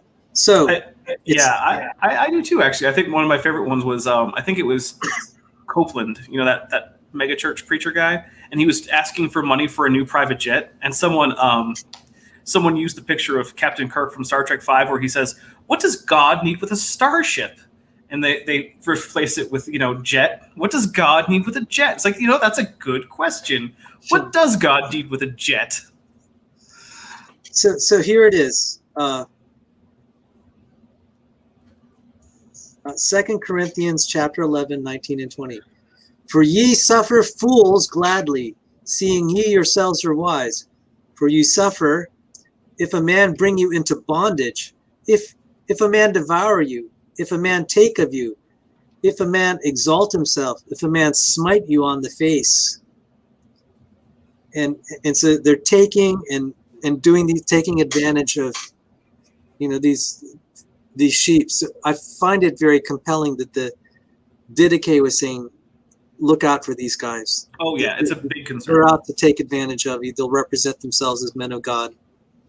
And nothing has changed actually since same old story, even in the present. So there's one more major text that I want to touch on, because it was included in some early, I hesitate to call them canons, but there were some early lists of works that people, usually bishops, in writing letters would recommend for the congregation to read, either on their own for their own edification or in the course of the actual worship. And one of these that gets tossed around early on, but tends to fall out of these lists eventually, is the Shepherd of Hermas. And so the Shepherd of Hermas is a very strange book, and the closest thing I can compare it to in the New Testament is probably Revelation or the Apocalypse, depending on which title you're more familiar with. Sometimes it's called the Apocalypse of John, or the Revelation of John, or add the saint in there, whatever. I'm trying to be as ecumenical as I can with names of the books, but it's the same book no matter what title you're using there. But the last book in the New Testament canon. And so the Shepherd of Hermas is a kind of strange book. It goes around with this odd author who's pseudo-anonymous, like most of the books in the New Testament, talking about various visions that he's having. So there's a written message that appears to him. He meets an elderly woman who he doesn't know the identity of first, but then it's revealed. And he sees the kingdom of God and the church symbolized as a tower, and Jesus is a sort of the capstone that holds the tower together. It's a very, it's sort of like if you took a lot of New Testament theology and then you decide to like put it behind as much like mystical context as you could. So it almost reads like someone was like, hey, the Hermetic texts, those are really cool. Let's make a Christian version. So it's very mysterious, and there's a lot of metaphor and analogies. But there are also some things that you might be familiar with. So, for instance, there's a vision of a beast and a bride, which you might recall as being similar to the things that you find in Revelation, where there's a beast that comes out of the sea and things like that. Then eventually the shepherd arrives, who is apparently from the text a vision of Christ. Then there are a bunch of commands, which are fairly they're fairly typical Christian things, like have faith in God, be sincere, tell the truth, which I'm not sure exactly how those are different, but be chaste, respect the bonds of marriage, repent of your sins, stuff like that. And this is actually also a very long book, so it is longer than many books in the New Testament, even the relatively long ones. I'm not talking like, oh, this is longer than Philemon. Like, yeah, okay, it doesn't take much to be longer than Philemon, thanks. But like, no, this is a pretty sizable one. Oh, and I have a comment or question, I think, from Patrick Alexander. Okay, so Dapper Dino thinks Christianity was born 100% out of paganism, including holidays. Yes? No. I do not think that. It's pretty clear that Christianity, while it did, especially later on, take in some stuff from outside pagan philosophies and stuff, and there was some admixture of Christian and pagan practice among the general population of Christianity. I really don't think there's any good reason to think that Christian theology doesn't derive primarily from essentially a sect of Judaism. So the sect of Judaism that Christianity largely grows out of is somewhat similar to the Pharisees, although it is definitely a more anti-establishment than any Pharisee would be happy with. So it has a lot of connections to the Pharisaical teachings. For instance, the Pharisees believed in the resurrection of the dead, as did Christians. In fact, I believe at one point, doesn't Paul say that he's being persecuted on account of being a Pharisee by Sadducees? Because he believes in the resurrection? Yeah. So yes, in the account of Acts, he said, I'm a Pharisee, and because of the resurrection of dead, I'm on trial today. And that caused the fight. He actually instigated it. Right. So I don't see any particular evidence that the major aspects of Christianity significantly derive from anything other than a combination of accepting that Jesus was the Messiah in a Jewish context, and then sort of the falling out of that. So yeah, no, I actually, and even the pagan supposed origins of the holidays are a bit iffy. For instance, there's really no connection between Ishtar and Easter. In fact, even the supposed connections tend not to work in other languages besides English, because English is one of the only languages that the name of that holiday kind of sounds like Ishtar. In almost every other language, it's derived from the Greek word Pascha, which is itself derived from the Hebrew term for Passover. So almost every other language besides English uses a term that just derives from Passover for the feast of Easter, which is also why some English-speaking Christians prefer to call it Resurrection Sunday or the Feast of the Resurrection or something like that. So, in fact, the word Easter sounds too much like because of this myth floating around that the Christians derived it from Ishtar, which they didn't. They really didn't. Now they did take in some vernal equinox practices from European paganism, but that was at a pretty late date. So that if you go to say a very traditional Easter service, so like if you go to say a high Catholic mass for Easter, or if you go to say one of the Eastern Orthodox churches for their Paschal celebration, you will not find really anything that has any roots from any European pagan practice. And it's a similar thing with Christmas. We say, oh, Christmas is a winter solstice celebration. Well, first, it's not on the winter solstice. December 25th is basically never the solstice. It's the 21st, the 22nd. And ancient people knew this, because we know they were celebrating the solstice. They knew when it was. They knew that Christmas wasn't it. But also, while there are some winter solstice practices that kind of get accrued onto it, like Christmas trees and Yule logs, and to some extent even caroling, again, if you actually look at the liturgical practices of churches that maintain a strong liturgical continuity to the early church, you won't see any of that.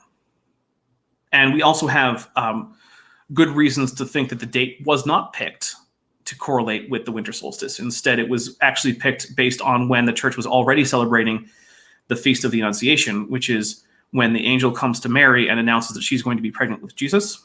That is celebrated exactly 9 months before December 25th. And it takes 9 months to have a baby. And for most of Christian history, the Feast of the Annunciation was a more important feast than the Feast of the Nativity or Christmas. And so the date of the Nativity depends on the date of the Annunciation, not on the date of the winter solstice. Or at least that's the conclusion that I've come to based on looking at texts about this thing and reading, original texts, usually in translation, but sometimes I'll try to muddle through as much of the Greek as I can, or occasionally the Latin, which are the two big languages that you're going to want for studying Christian history. Although other languages that can help include Syriac, Armenian, Georgian, sometimes even Arabic can help. Now, what I know that you've studied. Do you read ancient languages? I even know that you understood certain number systems, which I was impressed by. So, given enough time, I can get my way through Greek, Latin, and I need a lot more time, but I can make my way through Middle Egyptian texts in hieroglyphic. I don't know enough hieratic or demotic to work through in either of those scripts. But if it's in full hieroglyphics, I can usually get through it if you give me time and a lot of motivation. And I'm sorry to ask this. You actually speak a Klingon language too, don't you? Yes, I do. Yeah, that is more of a for fun, and it involves it involves a bet from when I was in the Navy. What is the Klingon language called? Well, the in-language term for it is Klingon Ho, which just means Klingon language, or the Klingon language. Okay, Dapper, you are in the class of nerds for sure. Oh, absolutely. Klingon. Okay, I just had a little moment of levity there, a little comic relief. Can I mention a little bit about Clement here? Because we're talking about absolutely. Early... Wait, Alexandria or Rome? Because there's two. There's two Clements. Okay, maybe you'll recognize this. Okay, first off, I didn't know that there were more than one. So now you've just, okay. Mind blown. Patrick Alexander had something nice to say. Well, I'm not confirming that I'm either an atheist or an agnostic either. So, but I do appreciate that I am coming across as reasonable. Yeah, actually, I've been looking for someone. Sal, have you ever heard of the solar theology idea? No. It's this whole weird astrological idea about how all of Christian theology actually is just a solar allegory for how the sun moves around the zodiac and whatnot. And it's off the wall bonkers. And I've been looking for someone who's willing to debate it because I want to take the position that very strongly no, Christian theology in no significant way derives from astrological musings. Okay, so this is said here, Clement of Rome, first epistle. So that's the Clement we've been talking about? Yes. Okay, so the reason I wanted to point this out, we were talking about kind of early beliefs. And this bothered me because actually this is one of the church fathers. I read the epistle, but a little bit, but I didn't know about all the history you were describing. So this was like 19 years ago, and so many things I was just doing this in isolation. I didn't have groups of people helping me. Sorry, I'm losing my voice, allergies. So Clement says, there is a bird which is called the phoenix. This being the only one of its kind, liveth for 500 years, and when the time of its death draweth near, it maketh for itself a nest of frankincense and myrrh and other perfumes, into which, when its time is fulfilled, it entereth and then dieth. But as its flesh rotteth, a certain worm is produced, which being nourished by moisture of the dead animal, putteth forth feathers. And then when it had become strong, it taketh the nest wherein are the bones of its ancestor, and bearing them, it flieth from the region of Arabia to that of Egypt, to the city called Heliopolis. And so this is Phoenix like rising from the ashes, which is a pagan myth. So it's a myth that occurs in the literature of pagans, but it's not primarily a religious myth. This was you get this in places like histories and travel logs that aren't necessarily about gods or spiritual philosophies. So it was widely held that this was simply an example of the natural world. And so you got to remember that this was a time when people took seriously the idea that maybe somewhere in Africa there were people with the heads of dogs, or that there were people with only one leg that comes down from the center of their bodies on an island near India. So, wow. But these weren't ideas that were considered to be overtly religious. So, for instance, if you find a Christian and you say, "Oh, hey, there's this bird that there's only one of them, and it dies, and a worm comes out." And so what you're actually getting is you're getting Clement using this as an example of the sort of renewal through Christ and things like that. And so I would hesitate to say that Clement is using pagan sources, except in the sense that, like, if you take the writings of Pliny the Younger about Pompeii, right? So his father actually died in the eruption in Pompeii, and he was on a boat that left just before the eruption, so he managed to escape it. Now, Pliny the Younger is a pagan. In fact, he was someone who wrote to a Roman emperor about whether or not and how to persecute Christians. But I don't think that for that reason it would mean that if you believe him about the eruption that he's a pagan. And similarly, I don't think Clement was using any pagan religious ideas when he's believing the commonly held and long-standing tradition about the phoenix in Egypt. Well, the reason I don't know how relevant this is to the discussion, and we'll just move on, but I was bothered by it because I could see why maybe in today's era, the Christians today would say, well, that can't be a canonical book because it's not stating a fact. And so, a lot of the Christians, literalists like me, we would be bothered by that, because if something were like that in our Bible, we'd say then the phoenix is real. And so I was just like, thank God that's not in our canon, because it's hard enough defending my viewpoint of the Bible.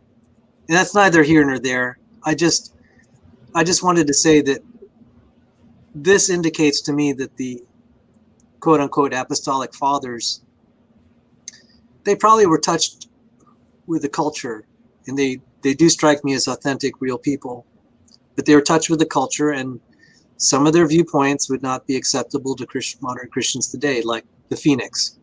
Yeah. So there is one thing, and I want to touch on, and one of the things is that you've heard the phrase "history is written by the victors," and what we've been going over are the writings that are by historians usually called writings of the Proto-Orthodox Church. Now, we call it the Proto-Orthodox Church because at this point there hasn't been any kind of official body that could declare anything orthodoxy versus heresy or heterodoxy or anything else. But these are the people who form sort of the nucleus of what later becomes the official imperial church, which then has the power to proclaim orthodoxy to at least some extent over the church at large, at least within the Roman Empire. And so I do want to touch on a few non-Proto-Orthodox groups that are associated with early Christianity. So, and even the New Testament will claim that there are these other views floating around. So, So one of the ones that we actually do have some indication might be referenced in the New Testament is the Ebionites. So we don't really get that name until around the mid-2nd century. So we're talking like 150-ish. And later on, Irenaeus, who is a Christian polemicist, also falsely attributes their teachings to a supposed founder called Ebion. He's wrong about that. The word Ebion and Ebionites derives from a Hebrew word meaning poor or needy. And they did this because the Ebionites took very seriously the idea when Jesus says, go and sell all that you have and follow me. So they took lives of poverty as an example of piety. But the important thing about them for most later Christian writers is that they were people that, say, Paul would have identified as Judaizers. So, for instance... in fact, that's the first time I heard the term, so thank you. Ebionites. Oh, okay. Yes, it's Ebionite, Ebionite. So these were Judaizing group, and so they enforced the biblical Mosaic law. However, it's not clear if they were interested in any of the additional laws that had kind of accrued onto Jewish practice at this point. So some authors seem to say that they didn't, and they only followed what was actually in the Pentateuch as far as the law goes. Other authors seem to think that maybe they did follow some of these extra practices that had kind of added on. But one of the problems we have is that while we have a few archaeological sites, and we do have some evidence that maybe they even lasted all the way up until the 10th century as small little pockets, we really don't have any of their own texts about them. And everything we have about them is from authors who are writing about them from an antagonistic standpoint, right? So it's kind of like you might not take too seriously what Richard Dawkins has to say about Christianity, because exactly. So we have a similar problem where, like, we have proto-Orthodox and Imperial Church or Orthodox writers writing about the Ebionites in a way to criticize them, but we don't have much of their own writings. And so this is a group of people who believed in the messiahship of Christ. We're not clear what their full Christology was. They probably were not Trinitarians, but that's not clear either. But yeah, so we have them mentioned from at least the 2nd century, and we have mentions of them going down through into the 7th century and maybe even into the 10th century. It's a little bit iffy there. We also have Marcion. Now, Marcion is one of the first so-called heresiarchs in church history. So a heresiarch is the term that you get for someone who originates a new heresy. So Marcion is interesting for a few reasons. One is he had some ideas that... Can I interrupt? Is that Marcion of Sinope? That's the first thing that comes. Yes. I believe that is Sinope. Yeah, that should be it. It's the heresiarch. Okay, I just Googled it, and I just wanted to make sure it's the same. Okay. Okay, thank you. So, well, yeah, Alyosha says so-called. Look, the thing is, I'm not going to, while talking about history, take a stance on who had the theology right. That's not the position, or that's not the job of a historian. No, the reason I asked is there could be people of the same name. Like I didn't even know. Like, oh yeah, that there were two. So I just wanted to make sure I got the names correct. Okay, thanks. Well, so you're saying that we have Ebionites kind of alluded to in the New Testament, and then maybe... Well, we have at least a similar group. It's hard to know for sure whether or not that's the same group, but we have Judaizers mentioned in the New Testament, and then later we have people called Ebionites who are referenced as Judaizers who were around at the time. Okay. So they may be the same group, but we can't say that for certain. Okay. I personally think it's very likely that there's the same group, but that's just a personal opinion. I can't prove it. And then, so Marcion here, are you saying that he was referenced in the New Testament, or no? He lived after the end of the New Testament, but he's still a very early figure. So Marcion, he had some ideas that you'll see crop up in what are sometimes called Gnostic groups. And one of the big ideas that comes in with so-called Gnostic Christianity, and I say so-called because very few groups call themselves Gnostics, and they didn't all have the same theology. I'm sorry, there's a beep in the background. But so Marcion said that the God of the Old Testament was not the God of the New Testament, wasn't the God who sent Jesus. He was a dark, evil God who created the world, which was a bad idea in the first place. And then the God of the New Testament sent Jesus, and this God is a higher God who's here to save us from the filth of the world and elevate us to a higher spiritual plane. And he is actually the first person to suggest an official Christian canon of scripture that isn't just kind of nebulous. And so his canon includes an abridged version of Luke, and then abridged versions of Galatians, 1st and 2nd Corinthians, Romans, 1st and 2nd Thessalonians, Laodiceans, Colossians, Philippians, and Philemon. And that was it. As far as Marcion was concerned, those were the only books that counted as scripture. So he's a big fan of Paul, big fan of the Gospels, did not like the Old Testament.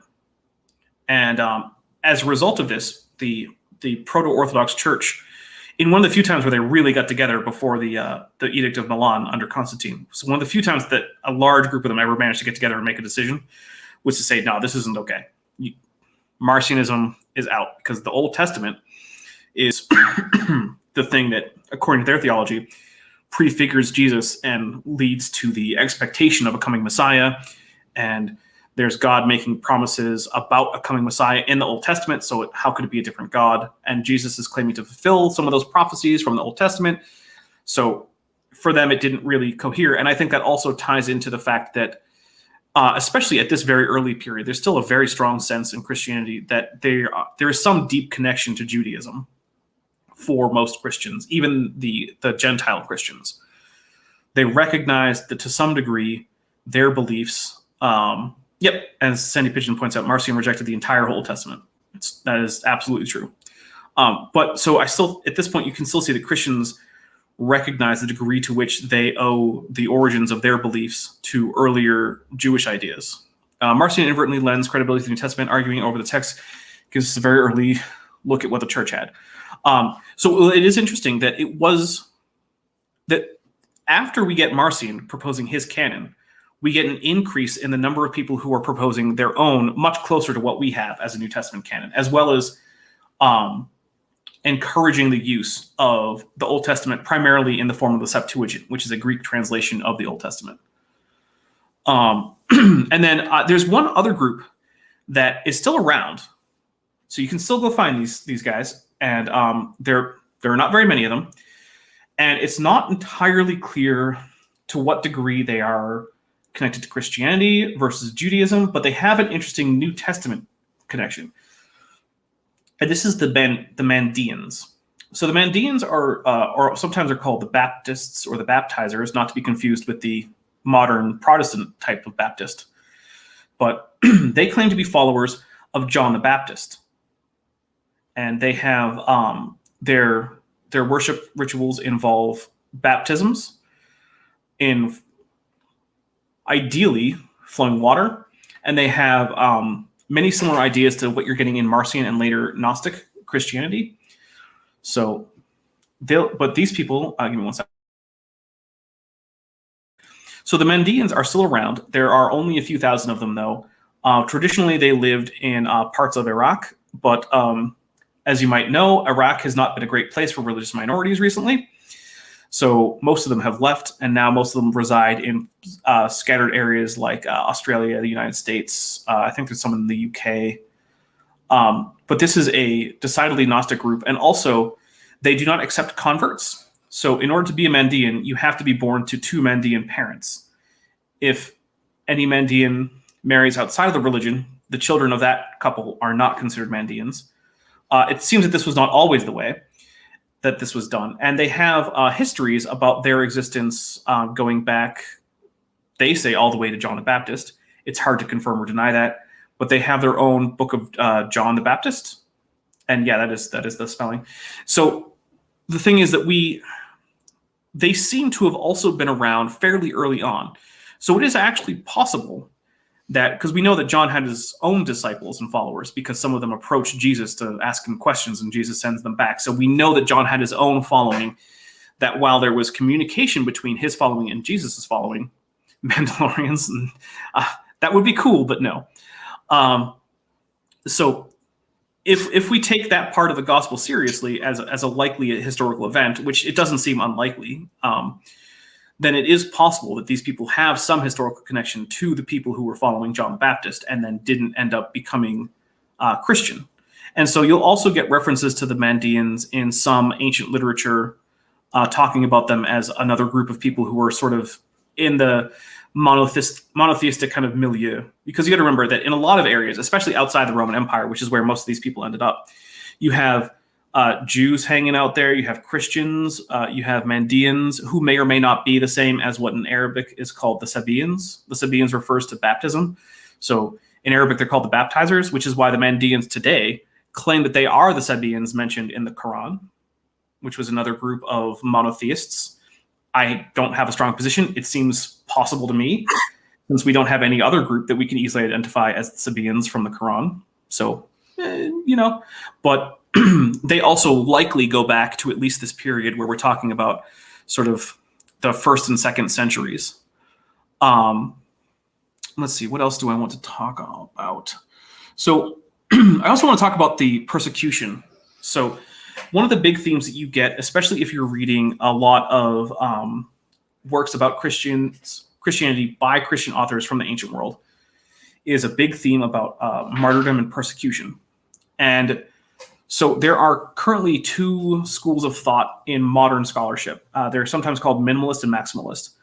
The minimalist school says that the persecutions probably were exaggerated by Christian authors, and it's likely that there was very little to no persecution throughout most of history. Then the maximalizers say that, oh no, it was completely exactly what you see. Christians were being killed by the score. There were essentially witch hunts for Christians, basically. I am a little bit in the middle. I do think that there is a vested interest in the Christian literature in making the persecutions seem worse than they might have been. And some of the reasons I think that this is a likely thing is, one, just there's the motive, right? So, but also in the Council of Nicaea, we have this group who, according to our historical accounts, are recognized specially by the emperor and apologized to by him for what they suffered. But what they suffered was torture. Now, the problem is that if you're under the impression that if you're a Christian, we're going to execute you. And also, remember, denying Christ was a pretty big deal among Christians at the time. It wasn't something you do. I'm sorry, someone said something to me, but I'm not sure what what they're going for. Well, you can actually probably settle it. Do you believe Tacitus's account? Of what in particular? I mean, he wrote more than one. Well, the persecutions of the Christians. Oh, yeah, I think that's probably broadly true. The Neronian persecutions in particular were probably pretty bad. So there were definitely really bad persecutions. And one of the reasons we have this is because we have non-Christians writing about it. So when you have things like Tacitus talking about things like persecutions, and we also have edicts from various emperors, like we have Hadrian, Emperor Hadrian, saying that Christianity wasn't itself enough to punish people, but if they were Christians and then you could prove that they were doing shady Christian practices, that would be enough. So there must have been some kind of persecution there. Diocletian, I think that. Yeah. So Diocletian is another big one. Was that around 250? That was just before Constantine. So there was Diocletian, and then. Oh, okay. Maybe there was like always a civil war, but then Constantine. So Diocletian resigned, but definitely that was. Oh yeah, the Diocletian. Yeah. So terrible era. So. That was around 280s. Well, we have Wikipedia here, so. I'm just trying to go on my sort of internal time map. It's far from spotless. If I have to write about history, 280. Diocletian was Roman Emperor, 284 to 305. I would call 280s an accurate attempt to stab at it. Then I got the right decade. Yeah. All right. So, Constantine. Yeah. So Constantine. As far as Constantine. I can tell, no one's disputing that Diocletian really had it in for the Christians.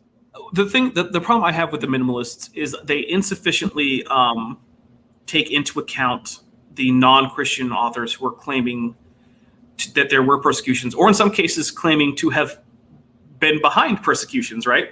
So we have letters by Roman emperors saying, yeah, here's how you punish Christians.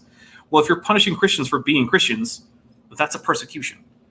Okay, just for, if I could just get the timeline. I'm sorry to Wikipedia says Diocletian Emperor from 284 to 305, and then Constantine 306 to 337. So now we are well after the Apostolic Fathers, but yeah, we're really talking about the persecution. We're talking about like primarily Domitian and Nero, Trajan. The early persecution, yeah. Yeah. So the Neronian persecution was probably pretty bad. However, one of the things that you get up until when is it? About 250. Up until then, persecutions of Christians were usually localized and sporadic.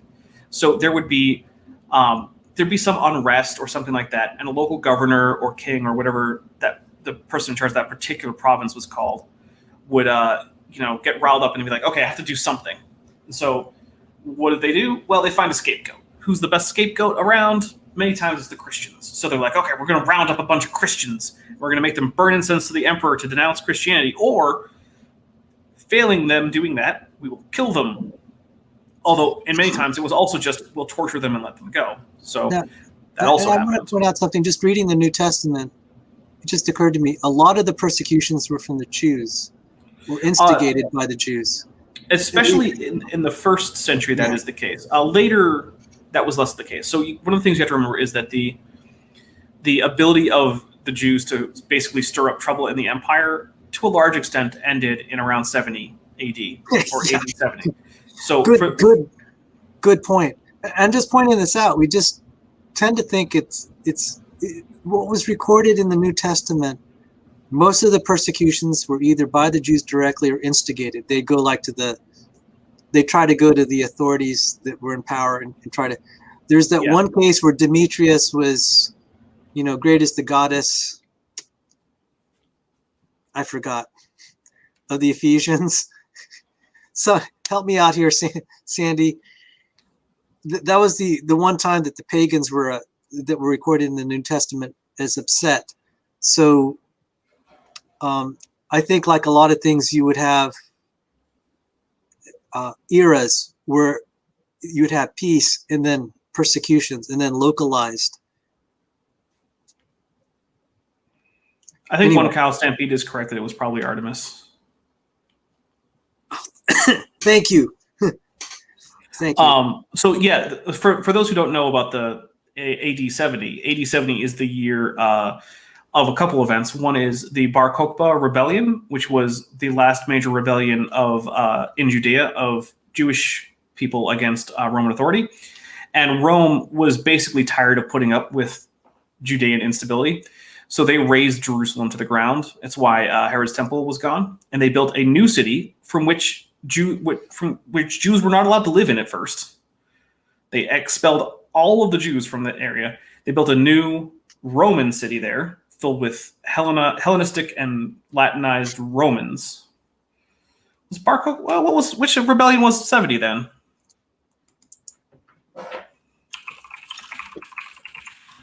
Maybe I'm getting the rebellions wrong.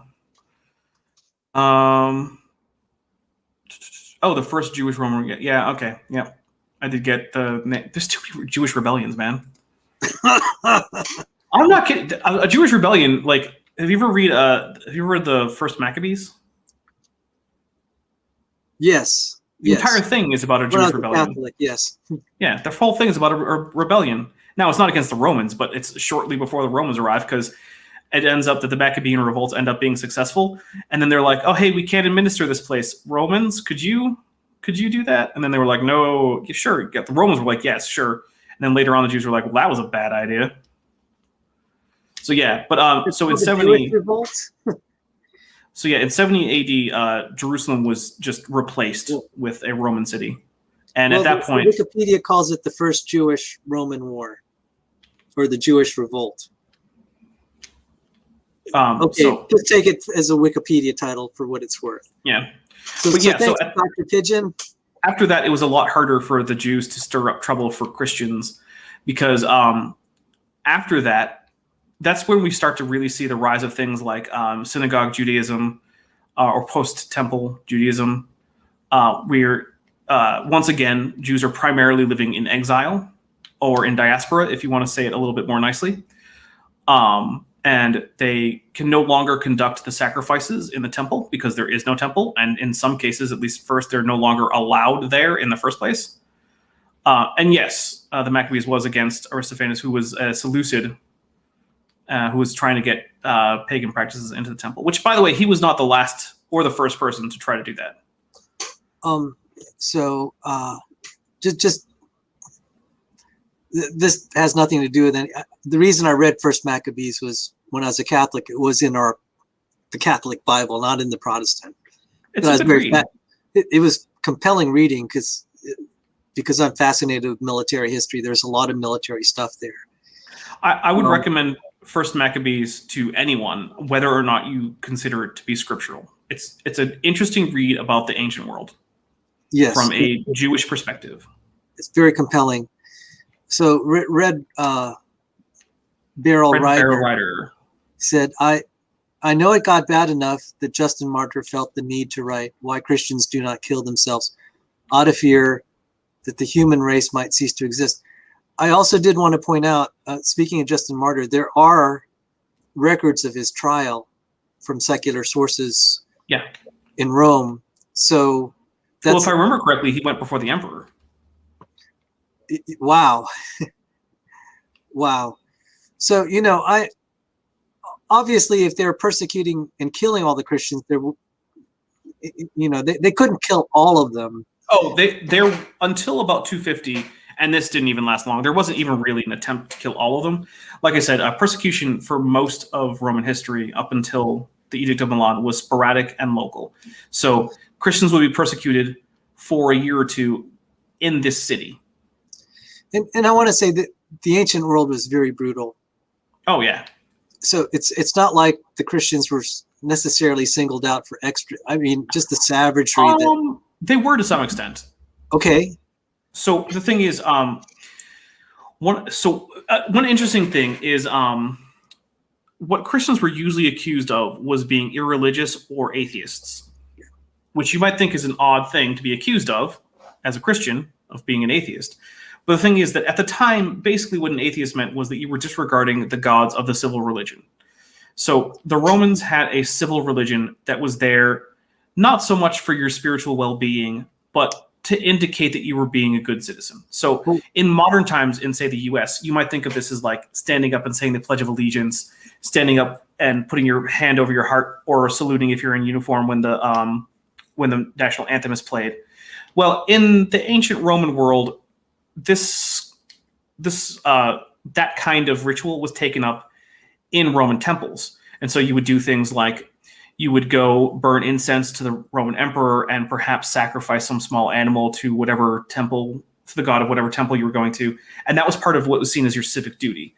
And the idea was that by keeping the population appeasing the gods of the Roman Empire, the Roman gods would then continue to bless the Roman Empire. Yeah.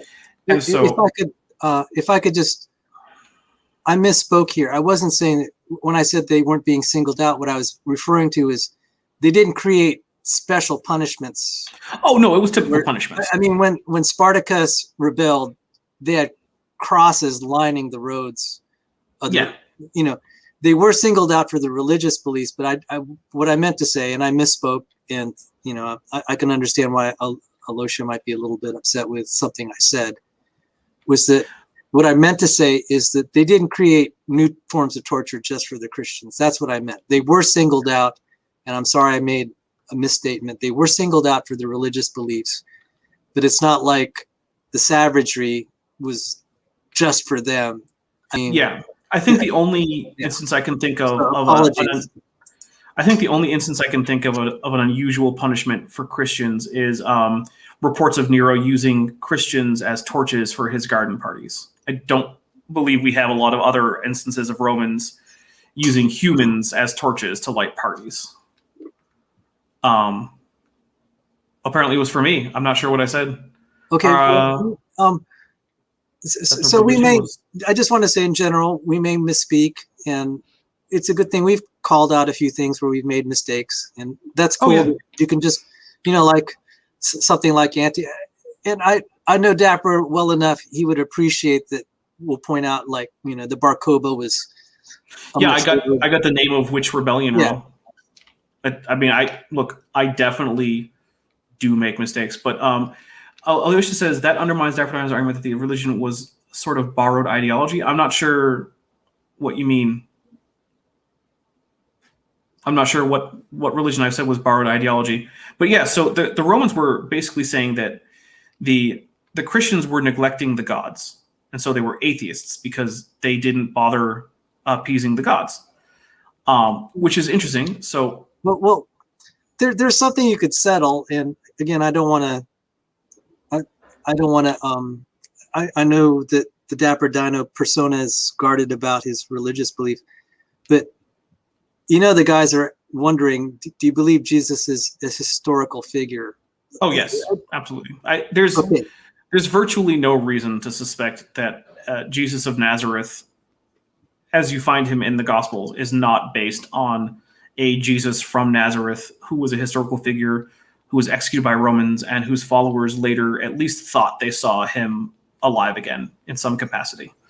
So what you were saying was that a lot of the New Testament theology came from kind of Pharisaic, but yeah. I think you settled some questions there when you said about Jesus being a historical figure, because that's a big deal to the crowd you're speaking to today. Okay. So now the reason also, I just want to say this, the reason I want to help clarify some of this, I think there's some myths about what you believe. Oh, me? Floating around on the other. Probably, yeah. I've definitely had people say that attribute to me positions I do not hold. Let's just say that. Okay. So we said that. You heard it, guys, and I wanted, I was a little reluctant to bring that up. I said, I don't want to push. I don't want to push Dapper Dino, but I said, that'll just clarify. I am not a mythicist in any way. I don't see any of the mythicist arguments. Let's just say this. If the mythicist arguments are likely true, then we also have things like, well, maybe Abraham Lincoln didn't exist, or maybe Charlemagne didn't exist, or Charles Martel. Because we have the same kinds of arguments that are used by mythicists can apply to a similar degree to many other historical figures that the mythicists wouldn't apply those standards to. So generally speaking, I don't want to get into a deep dive on mythicism, but generally speaking, the problem I have with mythicists is that they do what the Bible might call using unequal measures, which is basically to say they have a double standard. And I figured this is a crowd that might appreciate me saying it that way. Oh, definitely. You know what, guys? And I got to tell you this, Dapper. I did not know what your answer was going to be about Jesus being a historical figure. I took a gamble. I said, I think he'll say enough with the church fathers. I would be happy. Well, I'm not a Richard Carrier fan, so. But I really did not know. I mean, I thought, I just did not know what to think. And I said, I would be happy that you just talked about the church fathers, because that's close enough for me to begin to think, okay, I think Peter is real, Paul's real. And Peter and Paul. Even Bart Ehrman laughed at a mythicist when someone said Paul wasn't real. He just laughed. Yeah, it's an absurd contention. Now, I will say I am less confident that, say, the John who wrote Revelation is the same author who wrote the Gospel of John, or so that I'm more skeptical of. Actually, Fox's Book of Martyrs is an interesting text, and it's definitely the case that there are definitely places right now where people are killed for being Christian, and it is, I think it's under talked about, and I think there's two sides to it. I think one is there are a lot of people who are opposed to Christianity who look around and see the historical hegemony of Christianity in Western civilization, and therefore don't bother having any sympathy for Christians broadly. So I think there's that problem. But I also think that there are Christians in places where there really isn't significant persecution of Christians who have a bit of a martyr complex. and like to pretend that they're being persecuted, which then takes away attention from people who are actually being executed and thrown in jail for being Christians in places like Pakistan. And so I have problems with both sides of that coin, because the persecution of Christians in many parts of the world is a real and serious problem. Amen. And stop pretending that what you're going through in, say, the United States is equal to people being thrown in jail for saying, nah, I think maybe Muhammad didn't exist and I'm a Christian, on the one hand. And on the other hand, if you're someone who is sort of atheist or agnostic or broadly sort of, skeptical of Christianity, stop pretending that the fact that Christianity has had a hegemony in Western civilization for a while, stop pretending that that fact means that Christians aren't being persecuted in the world. Those things can both be true at the same time. Also, there was a question asked, I think it was by One Cow Stampede, about the degree to which I think the Roman cultural religion was influenced by Plato's Republic. So if you read the Republic, you realize pretty quickly that no one has ever followed Plato's advice from the Republic. Also, it's actually really awful advice. Do not try to start a society like Plato's Republic. So I actually don't think to any significant degree the Roman religion was copied from Plato, or really even all that much influence, at least in the civil religion. Because one of the other things you have to remember is that when it comes to the actual philosophies and worldview of Romans, they often fell into various Greek philosophical schools that had various interpretations of the gods. And so many of the Romans may have either not really believed that the gods were personal entities, or some of them may have believed that they were all manifestations of one great overbeing that is sort of monotheistic. Because you get a lot of those different types of interpretations in the kinds of Greek philosophies that many Roman citizens followed, even well into the Christian period. Well, I did want to just comment the importance of as far as I'm concerned, and I believe some of the viewers, is that the martyrdom of the apostles who claimed to have seen Jesus rise from the dead, that's more significant, at least in terms of lending authenticity to the gospel accounts. And again, we have to assume that the people who identify themselves as the writers are actually the ones who wrote it. So Paul being martyred, accounts of him, and Peter being martyred, that weighs heavily in favor, for Christians who, like me, who are, and I freely admit, I want to believe it's true. And I'm like, that's a big plus, because, the idea of dying for something that you made up yourself.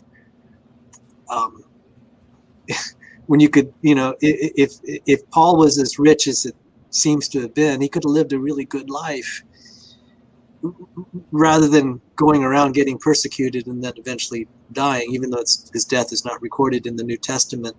I'm pretty sure he did die. Yeah. I'll give it that. Pretty sure he's not still alive. Yeah. Well, I meant martyred. I'm sorry. Right. Thank you. Well, one thing I will point out is historians are a little bit more hesitant with the martyrdom accounts of the apostles.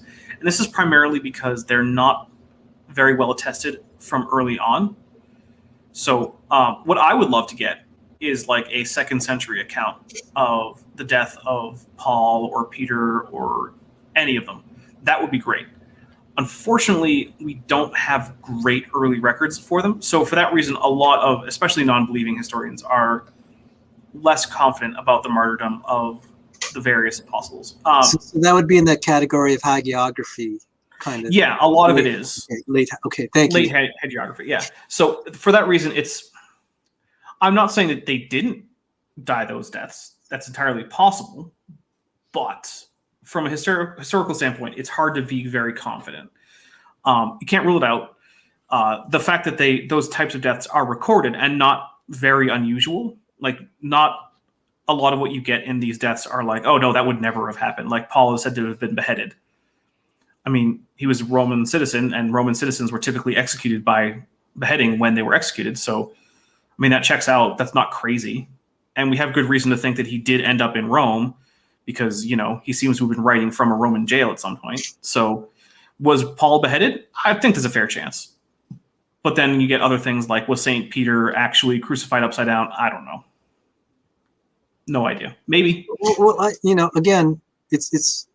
I understand where you're coming from when you're talking about secular historians. So, like, like Josephus would be mentioning certain figures in the New Testament. It's like, okay, that's an independent, somewhat hostile source.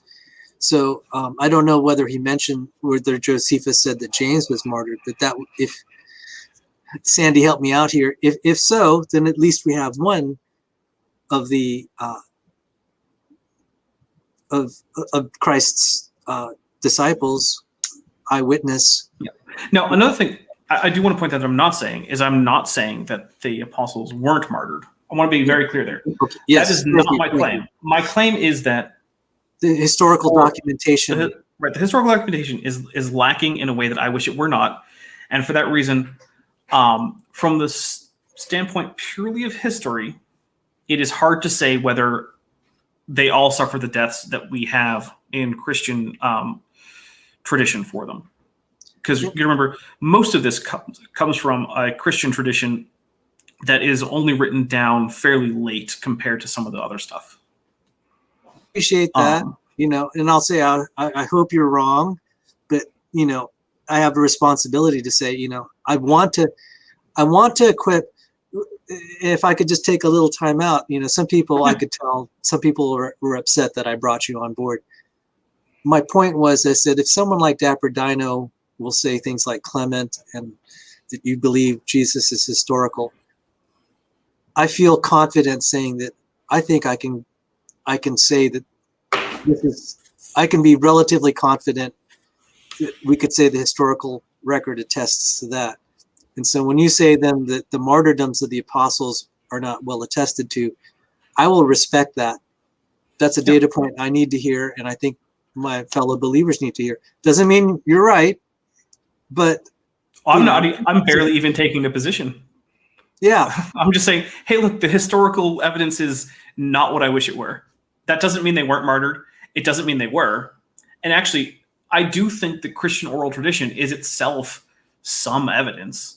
It's not amazing and conclusive evidence, but the fact that that is the tradition and that most of these martyrdoms are not, super far-fetched makes it maybe. Yeah, and the other thing is, we might have some you just never know. Stuff just pops up when. Hey, look at the Didache. It just popped up last century. Yeah. So, but I appreciate you telling me that. And again, as I said, there are enough of us here that feel that the Lord has worked in our life. Oh yeah. Look, we don't need, we just need to have at least enough of an argument. I try to say, I'm not here to persuade hardened skeptics, and I respect the hardened skeptics, but I know enough people, and myself included, when you feel that the Lord's done something in your life, you just you can't run away from it, and that's where I'm at. That's where a lot of the people here are at. So you've helped a lot. Oh, good. Well, we had a comment here about Donatism, and I would like to at least touch on Donatism a little bit. So Donatism. Oh, sorry. I'm sorry. I do want to respect Dr. Pigeon because he's one of my co-hosts. He also attends my church. Aha. And we're going to be working on apologetics ministry. So I'm sorry to have to cut you off, but I have to respect Commander Pigeon there. No worries. So we'll probably mention Gary Habermas there, and we can we'll go back to that, Sandy. I'll raise that, but I cut you off there, Dapper. Please continue.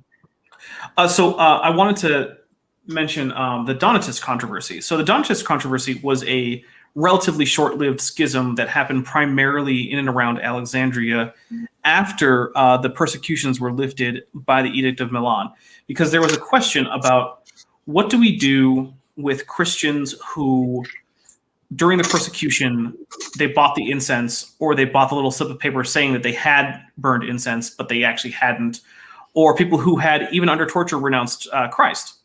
And so the hardliners were the Donatists, who said, no, you cannot come back. That's it. You're out of the church. There's no coming back. You denied Christ. Get out. And then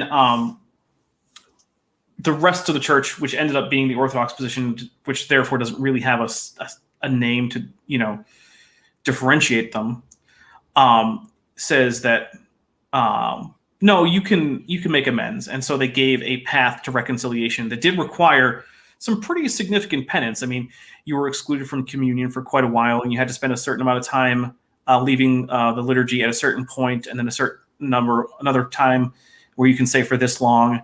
And during this whole time, you have to be silent in the church, and you can't participate too much. But so it wasn't easy to get back after this. However, the ultimate conclusion by the broad majority of the church was that, yeah, you can come back from having denied Christ during your persecution. You shouldn't have done it. You should have taken whatever the persecution had in store for you. But, people make mistakes. So it was an interesting controversy. It's also one of the earliest schisms that we get from within what at this point is still the Proto-Orthodox Church.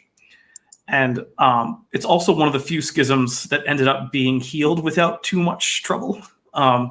Schisms in Christian history have had a tendency to be very long-lasting. So, for instance, the schism that resulted in the Coptic Church no longer being in communion with what at the time was the Imperial Church, which would then later split into the Catholic and Eastern Orthodox churches. I mean, that happened at the Council of Chalcedon, and it persists to this day. The reason that the Copts are not in communion with either the Eastern Orthodox Church or the Roman Catholic Church is because they rejected the Council of Chalcedon. So I just looked up the Donatism, and it said the origin was in 311. So that is would that be considered late, or what is your? I mean, it's certainly not apostolic, but it's still pre-Nicene, which to me says early Christian history. Anything before the First Council of Nicaea, I consider early Christian history. Yeah, because I'm sorry to have to bring in Richard Keir here to our discussion, but he was like, "There's no persecution there." So anyway, please go on, or if you wanted. Dr. Pigeon, have you read Gary Habermas? Have you read any of his works?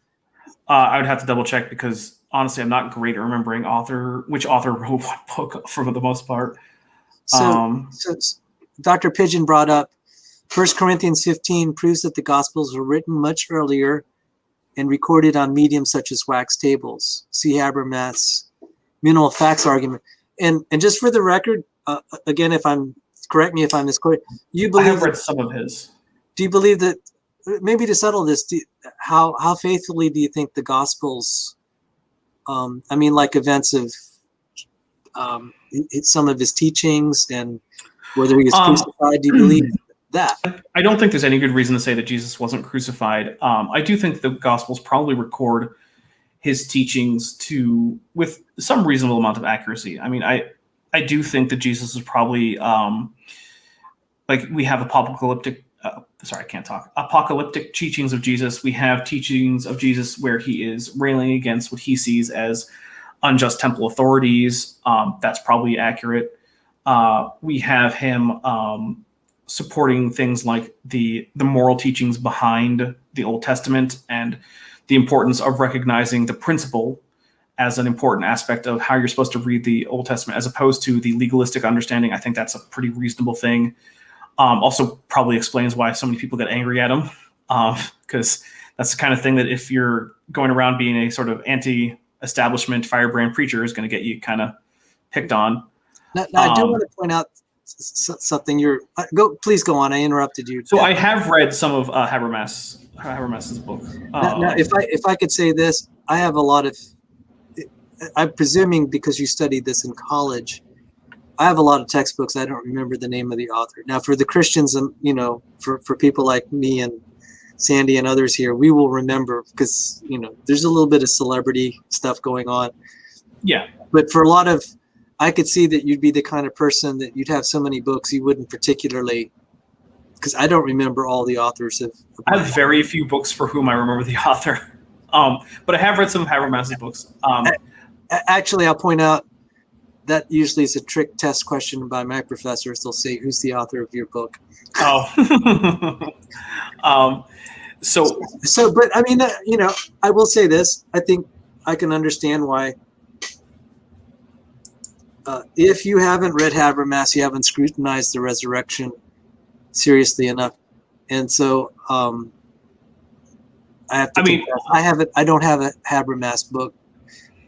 Obviously, you accept the resurrection. So pigeon here. So well, no, I haven't read. I'm also going to say I'm not here accepting or contesting the resurrection. That's not what I'm here to do. I'm not here to dissuade you or persuade you about the resurrection, nor am I here to confirm my particular stance on it. I will say that Jesus' followers certainly seem to have honestly believed that he was resurrected. And that is independent of my particular stance on this. Because remember, I'm not coming here as a believer or non-believer or even someone without a stance. I'm coming here as someone whose stance on the matter is irrelevant, because I'm here to just talk about what we can say historically, which is less than we can say if you are a Christian, but more than we can say if you are, say, a mythicist type or one of those solar theology types. Yeah, so what I get from this is you have a belief on the topic. You're very careful not to disclose it. So Dapper is not saying he doesn't have his belief one way or the other. Yes, that is correct. I do have a stance, but it is irrelevant. I don't want to talk about it, and I respect that. So that's why, like I said, I didn't know what I was going to get when you came on board. That being said, and maybe I hope the crowd will cut me a little bit of slack here, I'm trying to make up for what I don't know in my Christian apologetics. See, because Sandy is now part of the crew here, I have someone who can help me learn this, because I focus so much on creationism and intelligent design to the exclusion of just about everything else. And I feel like I need to get rounded out. So maybe that's not much of an excuse, but I got very fascinated when you brought this topic up of Constantine, and I said, yeah, that's something I need to get a little bit more spooled up on. I just don't know this. And then I met Dr. Pigeon, and we started talking archaeology. I said, yeah, this is stuff. So I haven't read Gary Habermas. I haven't read William Lane Craig. I haven't read Mike Licona or all these others. And speaking of which, I meant to put the name Tim McGrew. Have you studied any? Someone sent me he goes by the handle Mr. Jetty 89. He sent me a beautiful video by Tim McGrew, and I want to cover that sometime on my channel. But some of you saw my little tirade, and you could see the books that I read. It's all these math and physics books. And so this is a real treat to actually go and actually talk about history and even archaeology. So sorry to let you guys down. You expect me to be a resource for so many things, and you guys there in the side chat know way more than I do on this. There's one quick thing I want to add. One cow stampede, Sandy. There's one thing I want to add about the Donatist controversy that I did kind of skip over, and I'm not sure why I did. Probably just because sometimes my brain works in a strange way. But also another major thing, which is actually connected to the question of lapsed Christians and whether or not they can be readmitted, is whether or not sacraments that were performed by priests who then, or clergy in general, who then became lapsed Christians were valid. So for instance, okay, this priest performs a marriage. So now me and my wife got married by that priest.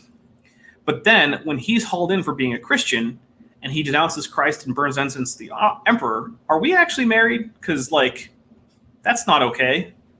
And so another thing that was determined was that one of the things the Donatists were saying is that the validity of sacraments performed by priests who then lapsed was in question. Maybe you weren't really baptized because that person wasn't really a Christian because they lapsed. And so what became the sort of orthodox position was that the efficacy of the sacraments like marriage and baptism and communion and whatnot actually derived from the sanction of the church as a whole, and not from the personal worthiness of the particular priest or bishop who was performing these rites. So because the church had invested so-and-so with the authority to perform baptisms, even if he later turned out to be unworthy of that authority. The authority still was there, having been imparted by the church as, it's in its place as the bride of Christ, who is supposed to be, representing the light to the world and whatnot. And so, sure, humans make mistakes within that context. But then, and so this is still connected with the whole, basically the Donatists were like super hardcore about like, hey, any kind of lapse in Christianity is like just a no-go. So not only were they skeptical of the idea of readmitting Christians, they were even skeptical of the previous ordinances performed by clergy who then later lapsed. So it was, if you wanted to be in good standing with the Donatists, you had to be pretty darn careful, because they were very happy to kick people out for lapsing in various ways. But I do have to get going pretty soon. Oh, I can't thank you enough. Before you go, can you give us a little bit about Richard Carrier? I don't have a huge amount to say other than, like I said, when talking about mythicism generally, it's not taken seriously by historians. He has essentially zero impact. In academia, there's this thing called impact factor, which basically it shows how much a source has had an impact on the rest of the field. Richard Carrier essentially makes no impact in the field of early antiquity history or Christian history. His ideas are not consistently applied to other figures in history. If they were, you would find that many of them are, in fact, according to his standards, mythical.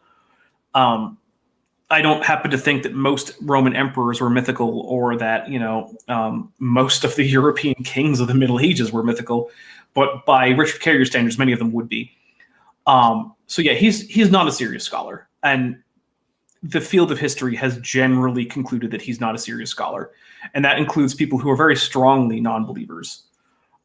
Like you said earlier, like Bart Ehrman will laugh at mythicists, and it's because it's laughable.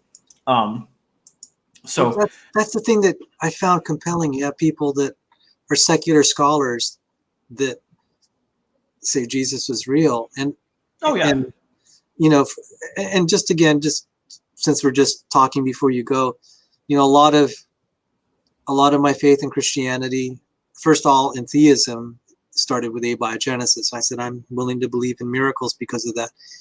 It kind of made the personal miracles more believable, and so it was ID, abiogenesis, and personal miracles. The stuff with archaeology is stuff that I'm just starting to try to fill out, and I said, what better way to kick it off? Because, that's another thing. Just a brief announcement before we say goodbye to Dapper. And a lot of people here are lauding you for coming here. Well, thank you. I really appreciate it. And while I know it hasn't been an audience that's 100% on my side all the time, you guys have been very kind to me overall. And also, if you guys want to see me take on some stuff that I think you will also find silly, I am doing tomorrow at 3 p.m. Eastern, noon Pacific. I'm going to be doing some live stuff about spirit science, which is New Age craziness. And man, it is crazy. So if you guys want to see me go on attack mode against something that I think you can agree with me about, feel free to stop in for that. Well, thank you. And then one thing, Dapper, you showed up on one of my streams that was going to be a marathon. I know I put your name in the video description, but you had that one time and you explained it where you had a blank screen, and I said that was a really cool marketing gimmick, because it was 6 hours of blank and everyone's just chatting and like we're all speculating. We were all hanging out on your channel, myself included. So what happened there was I stopped streaming because I had a scheduled stream, but I forgot to turn off my broadcasting software. And eventually YouTube said, well, he's been broadcasting to YouTube for a really long time. Let's make it live, because he probably thinks he's live. Like that's their idea. But it was just a black silent screen because I was muted and there was nothing on there. So YouTube was just like, here's a Dapper Dino live stream for like 7-8 hours. Yeah, and I said, I think I want to do that. I have some streaming hours. But then once I got on live, I couldn't shut up. And so the key is to not know that it's happening and go to bed. Yeah. That's so what that actually inspired, in an odd sort of way, that's the stream you dropped in on. And I said, hey, we need to have a show like this. I think it would be, and I hope you take no offense. Oh, you'd be no. encouraging a lot of the Christians here. You really did tonight. You encouraged me, you know, and your personal beliefs are yours, and I respect those boundaries. And I can't thank you enough, you know, and I'm sorry that some of my Christian brothers are offended that you're here. Hey, you know what? I deal Not with everyone in the plenty of chat, people. but, you know, yeah. I deal with plenty of people who are offended by me being in various places, and you know what? I just don't care. If you're offended by me, then go watch something else. Yeah. You know, if you wasted 2.5 hours of your time watching me while you hate me and are seething, I don't understand it. You could have gone and watched one of the Lord of the Rings extended edition movies and had much more fun. But you know, most of the people that have remained in the chat have been, you know, You guys they like you. But I'm talking about other channels. You know who I'm talking about. I know who you're talking about. Don't worry. So well, with that, Dapper, I hope we'll have future conversations, and you could probably teach me stuff about your field, because you seem to really love dinosaurs, and I know nothing about. I'm a cell and molecular guy, so this is this has been great. And so well, hey, you know how you did the evolutionary biology with Dan? Yeah. Have a dinosaur episode. I'll be happy to come on, assuming that I can, you know, put the schedule in, which is very likely. So yes, that would be great. And I'd like to wish everyone a happy July 4th weekend. Same, unless you're, you know, out in some place where like you just had Canada Day or something, like a couple days or yesterday. Happy Canada Day, or you know, whichever day you celebrate. But for those Americans out there, happy 4th of July, because I probably won't see most of the people here until after then. Alrighty, take care, everyone. And Dapper, I'll meet you backstage for just a couple minutes.